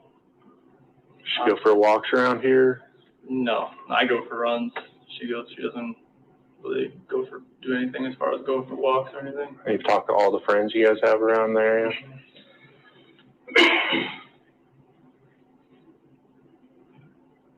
And what was the conversation this morning you guys had? It was about selling the house and the separation. And how'd she take that? We were about 3 months off. I was crying. And then did you see her before you went to work? Did you say anything to her? When she went back, like when she told me she was gonna go to a friend's house. Oh, she told you she was taking the kids to Yeah. her friend's house? Yeah. She didn't say who? Super Sunshine Sue, that's because some of the officers have no timestamp on their body cam. So you will be shown all 3 mixed in. So you have a point to, rely on timestamp wise. Who though? Oh no. No, but she was still in bed when that happened. And this was after the conversation? Yeah, it was between like 4 and 5 a.m. I woke up about 4 o'clock. What time did she get home? 1:48. So did you guys sleep for a little while and then, Oh yeah, like I was passed out when she got home. did you wake her up? Yeah, when I got up. And that's when you discussed Yeah. it? I didn't want to do it like over a text or over a phone call. I wanted to be face to face with her. Thanks, Catherine. I left 30, 45 minutes. You went to work? Mm-hmm. I left about 5:15, 5:30, right in that time frame. She said she was but she was still here when I left. You went to a job site, or you went to the main plant, or where'd you go? I went to location first, Where was that at? by Hudson, over there, east of Hudson. And there was someone there at the time when you got there? No. One of the operators, he had an issue there on Friday, left and run over the weekend. I went over there just to kind of verify what kind of issue he was having, see if I could fix it. Then we went to a pumping unit across the ranch over there. I was there most of the day. That's when I got the phone calls and text messages. And came home. You guys on like terror reporting on, where you guys at? Oh, like, like Rockinwood? Yep. Yeah, out there. Who's trying to get on? Serving. What kind of tools did you have to load up in your garage? It was just mainly I got my water bottles, my water jug, my computer, book bags. I had my containers full of just my O-rings, all that stuff, just putting it all in there because I figured that all out. You load it up every day. I'll just like on the Monday, like after I get all that stuff, because I had an issue where somebody stole all my tools out of my truck. My pipe wrenches are gone, my socket set's gone, my what else? My wrench set's gone. Like we had an issue. That's why I parked my truck in front of the neighbor's house for like a few days, just to see if I could see if anybody was breaking it. Tried to break it in my truck again. It was my fault. I left it unlocked. So as far as the toolbox comes back. So on the weekend you download your stuff? Everything out. Mm-hmm. And then on Monday you load it Oh yeah, back I just put it all back in, just to kind of get everything out of my truck, clean it out a little bit from the whole week, because it gets filthy. How long, you guys lived here since 2012 or a different house? No, so 2012 we moved here, lived in a friend's basement in Broomfield, Okay. and we closed on this house. It was built 2013 in May, and that's when we moved in there. Okay. Does she have any other friends in this neighborhood? No, we haven't talked to many people around here, honestly. It's mostly in Erie and Broomfield? Erie, Broomfield, Frederick. Where at in Frederick, do you know? So we had, they just lived up here in Frederick Way. They actually just moved down to Thornton, Nick and Amanda Thayer. Okay. Nikki, she lives up, the one that was here, she lives in Frederick.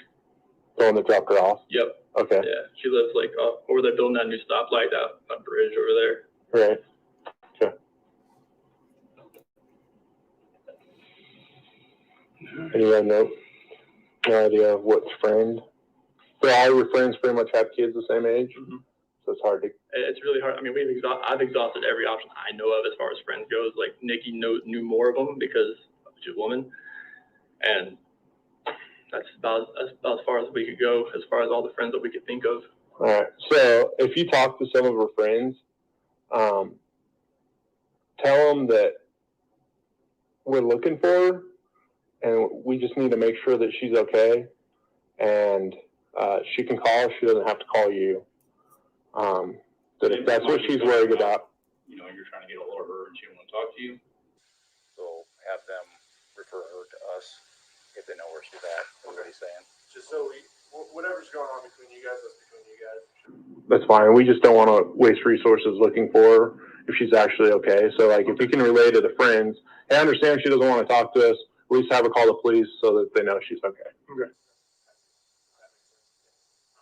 That way that we know that she's okay. Whatever's going on between you guys. Okay.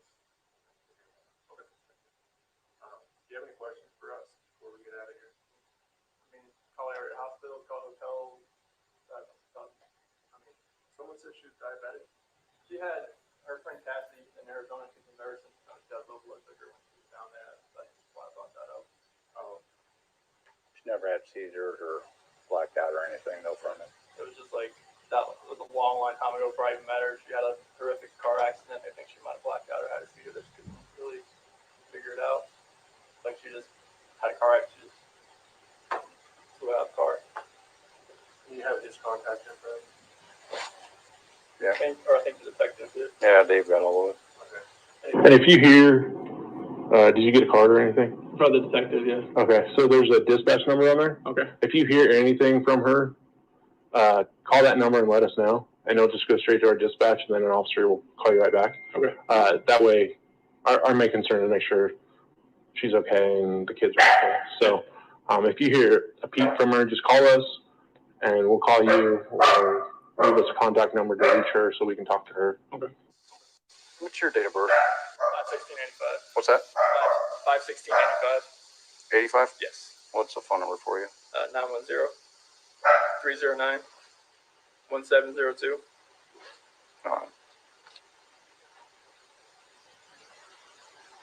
I can't, Dave. It's pre-recorded. You want my card or anything? I'll take it. Okay. I'll just underline that number.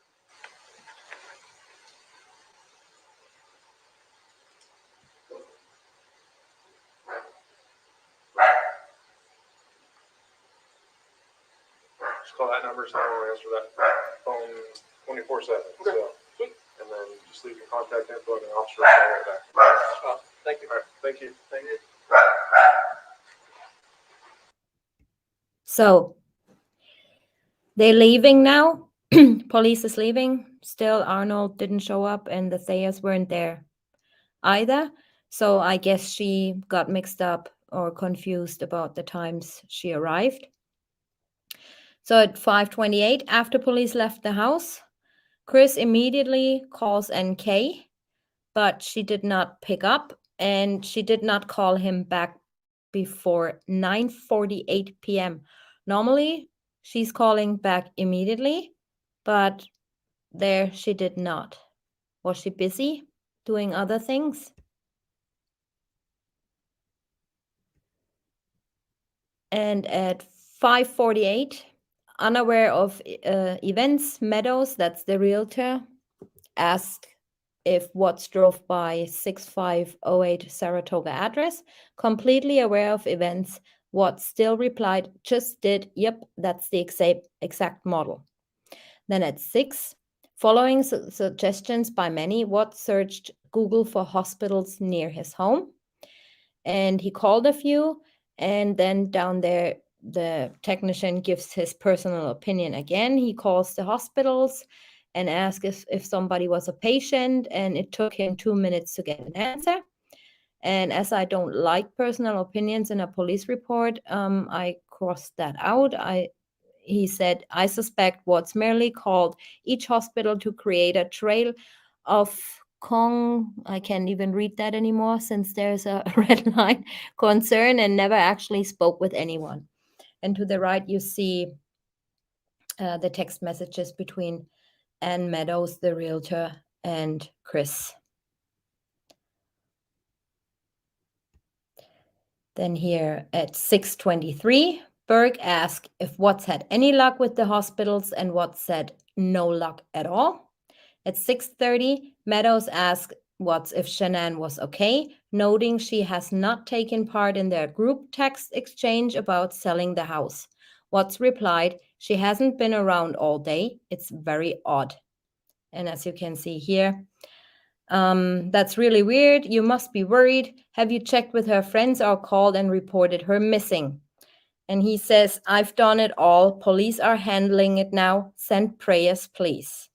And she replies, oh my God, I'm so sorry. Lots of prayers.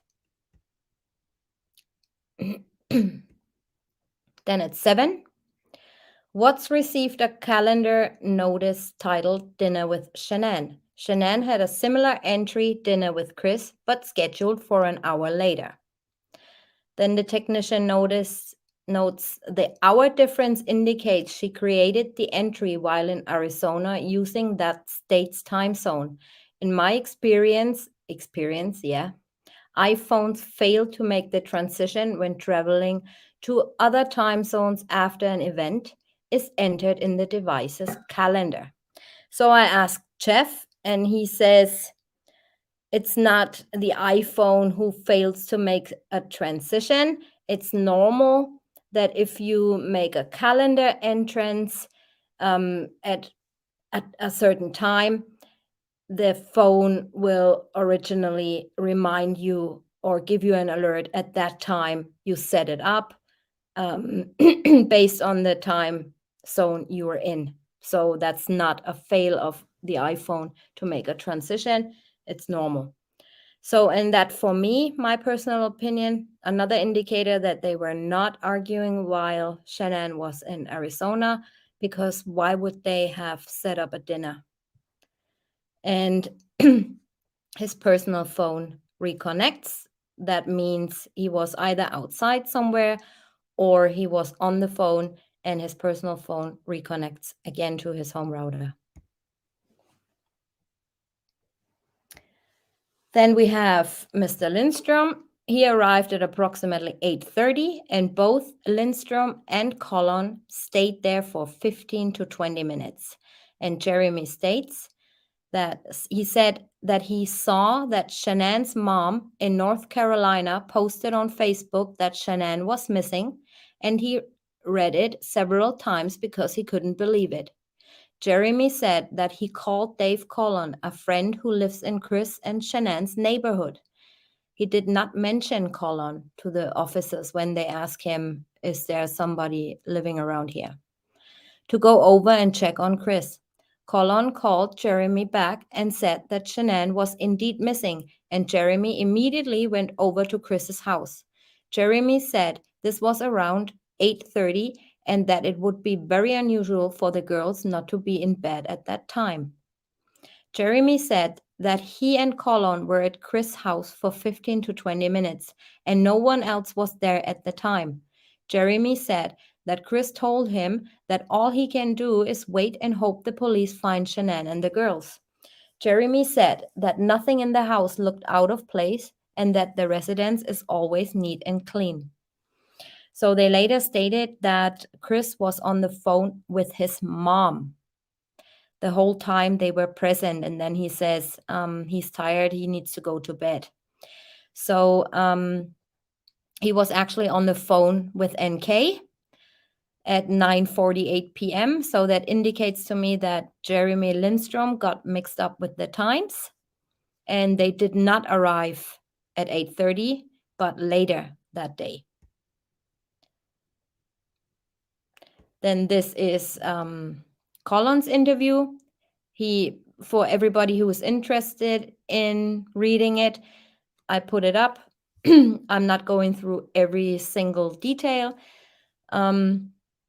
He states that at 9 p.m. he received a phone call from Jeremy telling him about that Shanann and the girls were missing, and they met over there by 9:30. So this is more the time that would match NK calling him. So he says here, Colon said the phone conversation occurred at approximately 9 p.m. This is when Lindstrom called him, and they arrived approximately 30 minutes later. Colon said that the marriage was struggling, stuff like that. At 9:12, a line at the Frederick Police Department called Watts and held a 6-minute conversation. Let's listen to that conversation.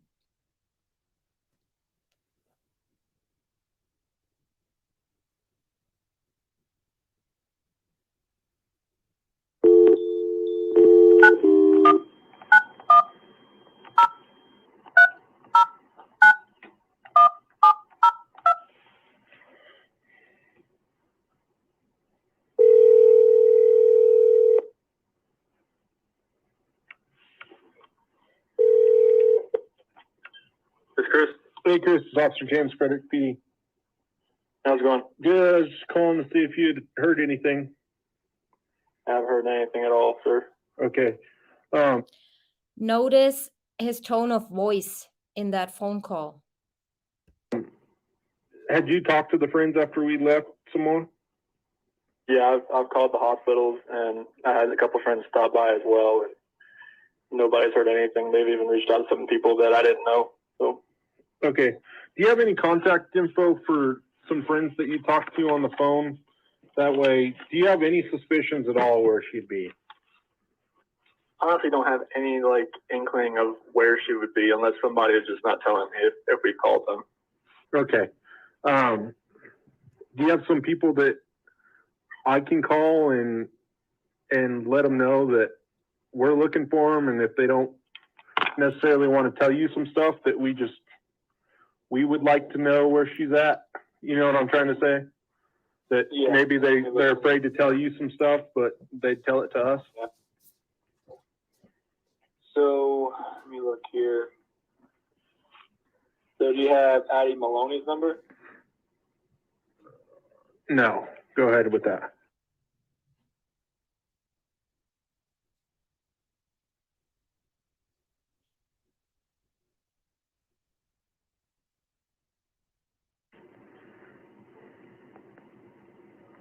Okay.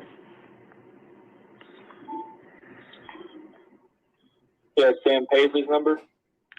Just go ahead and give them all to me. Okay, so Sam Paisley,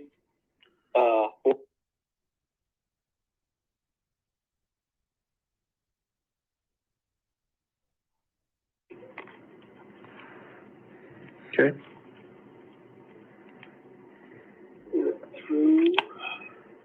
look through some text messages. Christina Meacham.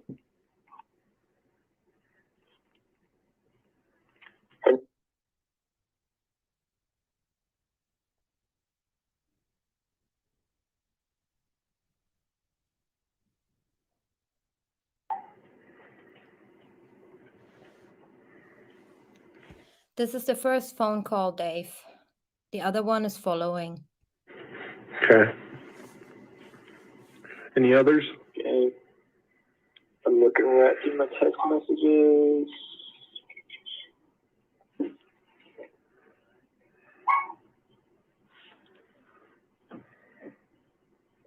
Jeremy Lindstrom.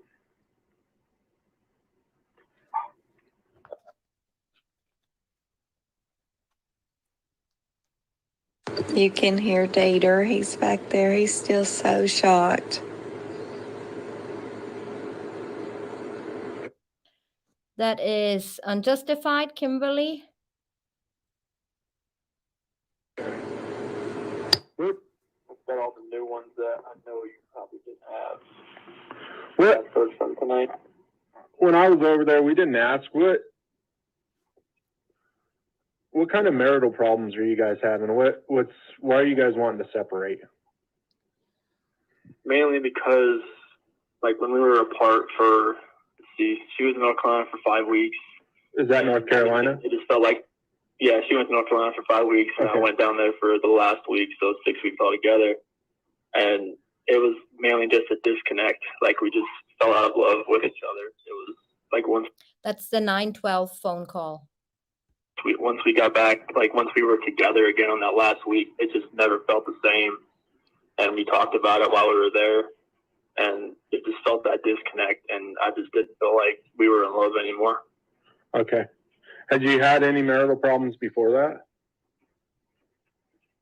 Not really. I mean, the main thing is like I could never really be myself, and like I felt like, you know, I could never just be who I was like before I met her, like, and she could never see me. And I feel like I'm just talking to like a psychiatrist about this right now, but like we just had that disconnect. Like once I saw her again, it was just like nothing. Did he just say I was starting to see a psychiatrist? It wasn't there anymore. Okay. And it's going to be a hard question to answer, but is she seeing anyone else that you're aware of? I mean, I'm not going to say no, because I mean, it's totally possible. Okay. Are you seeing anyone else that she isn't aware of? No, I have not done that. Okay. Well, are you going to work tomorrow? I called my boss and told him that, you know, I'll come in early just to see what's going on, and like if my head's not there, like he said, he'd give me some like office stuff to do, and then I can just roll out. Okay. I'm just gonna I didn't know what you wanted me to do. Yeah. So right now it's hard to be in this house right now. Right. If you hear anything, I want you to call us right away. Oh, definitely. You guys speed dial. Yep. So I want you to call us right away, and that's that number that I underlined on your card there to the dispatch, because we may not always be in the office, but call that dispatch number right away, and then you can reach an officer 24/7 there. Okay. And then we'll most likely be in contact with you first thing in the morning if we don't hear anything from you tonight. Okay. To try and start backtracking some stuff, okay? Okay, sir. All right, thank you. Thank you so much. Bye. So while she was on the phone with Chris, she's Googling for Shanann.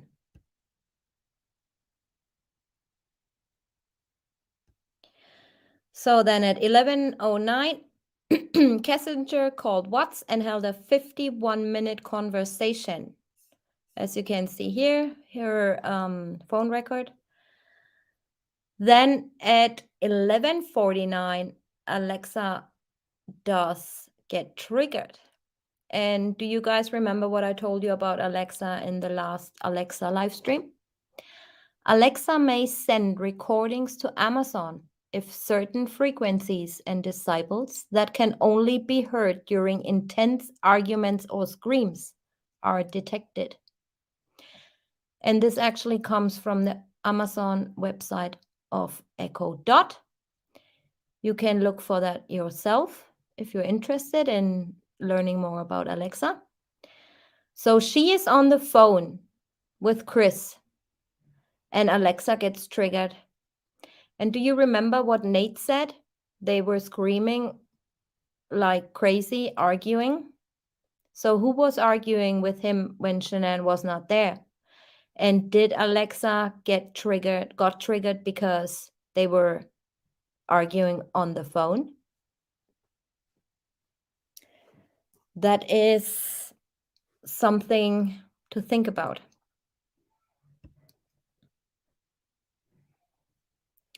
Then the early morning hours. Another 3 phone calls between the two, Kessinger and Watts. The technician forgot to mention. Of course, he forgot.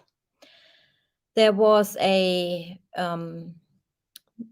12:06 a.m. phone call for 31 minutes. He did not mention that one. There was a 1:12 a.m. phone call for 3 minutes. He did not mention that one. And a 1:51 a.m. phone call also for 8 minutes. He did not mention either.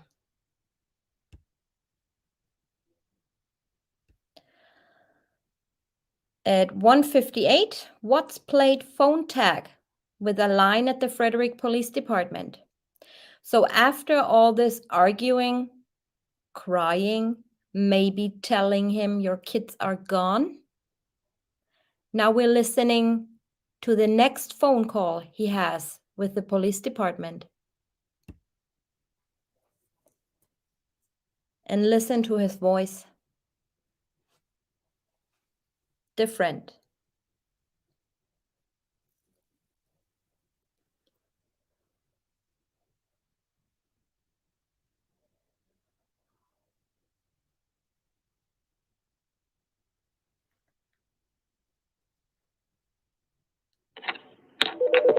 That's him. Okay. Now he calls him back from his work phone because Madam is on the other line with him on his personal phone. Yeah, maybe this could... This is Officer Goodman. Is this Christopher? Yep. Hung up on me again.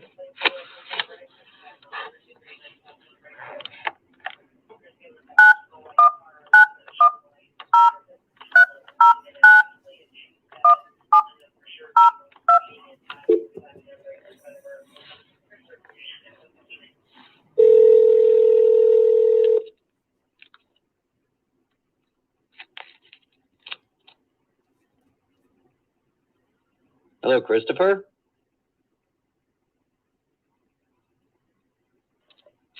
Christopher. Yeah.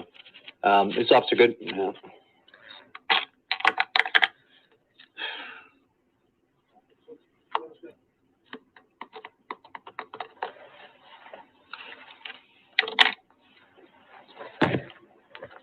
Just going to keep it recording so in case he calls back and get him.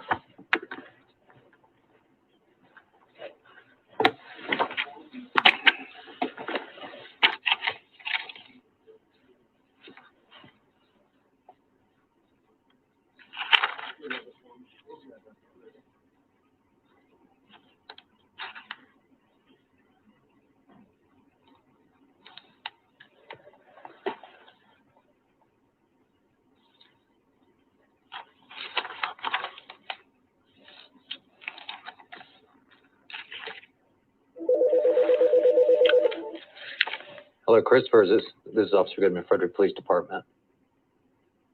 Are you there? Hello? That's the number you called and it went right through last time you had contact with him? 910-309-1702. That's what's coming in. They don't have a house phone?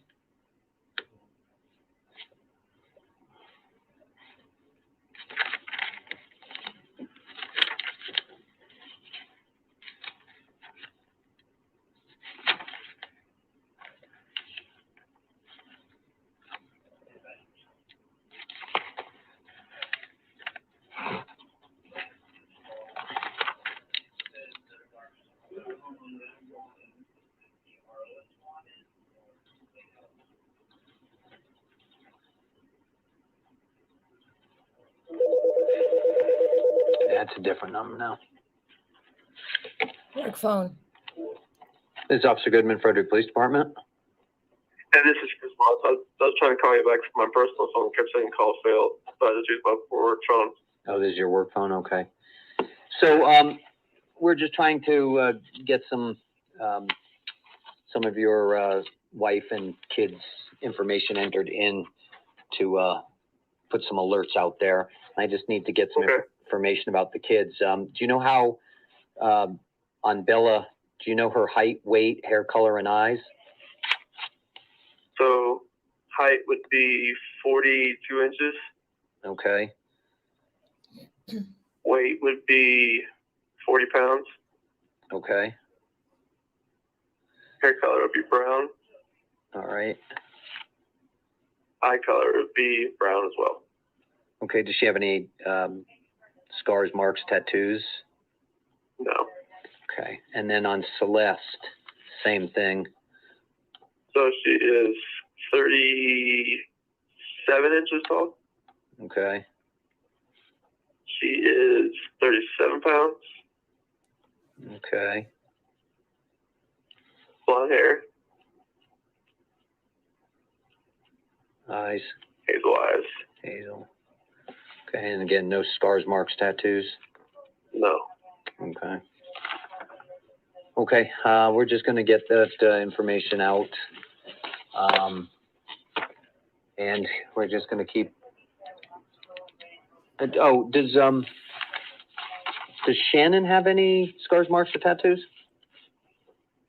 She has the scar on her forehead only pops out every once in a while. It's from that car wreck she had a long, long time ago, but no tattoos. Okay. Is it really a visible scar or no? No, it's just like only when only if she's like really heated. Okay. She's like outside running around a lot. Okay. So it's like when there's a lot of sun? Yeah. Okay. And where is that on her forehead? Left, middle? Yeah, it's like right in the middle forehead, kind of like it runs like right in the middle, like just above the bridge of the nose, and it runs down, just like where the glass stuff went into her forehead for that car accident. And when you say goes down towards her mouth? It goes up and down, so side to side. Okay. Like you have to really look for it, but like it's there. Like if she's like outside running around, it just kind of comes through. Okay. So since the other officers have talked to you, has anything else come to mind that you can think of to help us try to figure out what's going on, where she is? Nothing's come across. Just a bunch of text messages from a lot of friends just reaching out to me, just seeing like if they could help or whatnot, but nothing new. Okay. Can't think of any other names or anything that come to mind that we could call? No new names right now. Everybody else, it's just been like consistently the same people just reaching out to me. Okay. A lot of phone calls from North Carolina, but people I haven't heard from for a long time. Okay. Okay. Yeah. Well, if you hear something, obviously, let us know as soon as you can, and if you can think of anything, if anything, you think of that might help us locate her, just let us know. Okay. Okay. Thank you very much, sir. All right. You have a good night. You too. Bye. Bye. So she was listening in to Chris Watts' phone call with police the whole time. This might have been the reason the technician left out some phone calls. We don't know, but she was definitely listening in. At 2:07, Watts made an unanswered call to Kessinger. She called him back seconds later, and they held a 10-minute conversation. So this is something interesting I found. That's why I repeatedly said, look at the couch cushions. They're so neat, right? So this is also a screenshot of the discovery. At approximately 4:38 a.m., I was contacted directly at the police department by Shanann's mother, Sandra Rusek. Rusek was upset and told me that she and her husband believe that her daughter and granddaughter's disappearance involved foul play, and that she honestly believes that her son-in-law was involved in the disappearance of her daughter and granddaughters. She stated that Chris is acting weird and out of the ordinary. She said that Christopher is telling people he has to go to work, and that just didn't seem right. What did we just hear on the phone call with the officer? What did we just hear? The officer was asking, are you gonna go to work?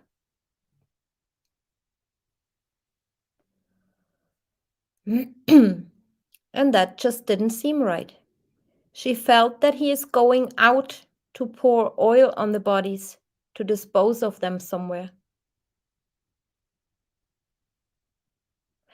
Rusek said that she felt when Shanann had come home late from her trip and had been exhausted, and that she and Christopher had argued, but due to Shanann's lupus, she would not have been able to put up a fight.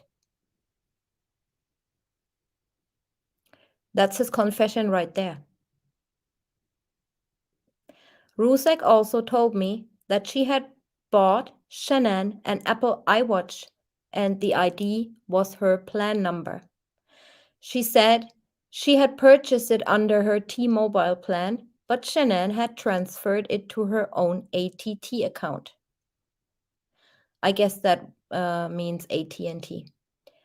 She identified the iWatch as being a 38mm Sil-L white in color. And this is also an excerpt of the discovery.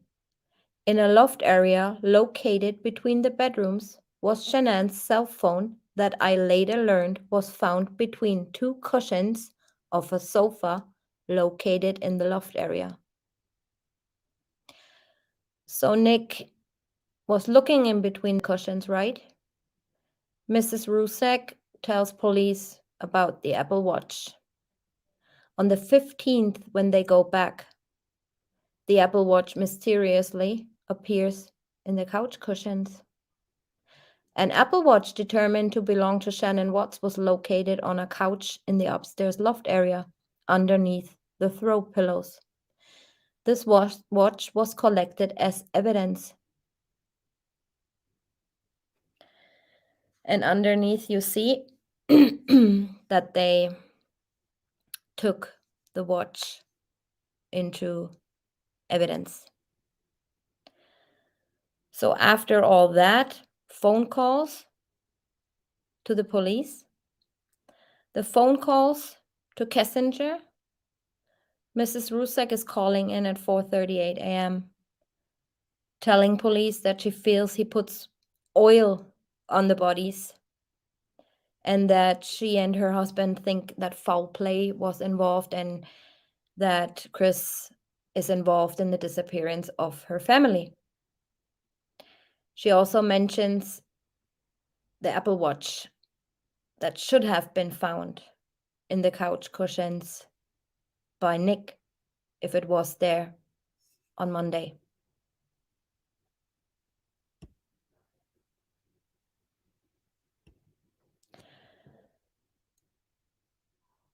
"20 minutes later, Sandy called Watts and held a 4-minute conversation.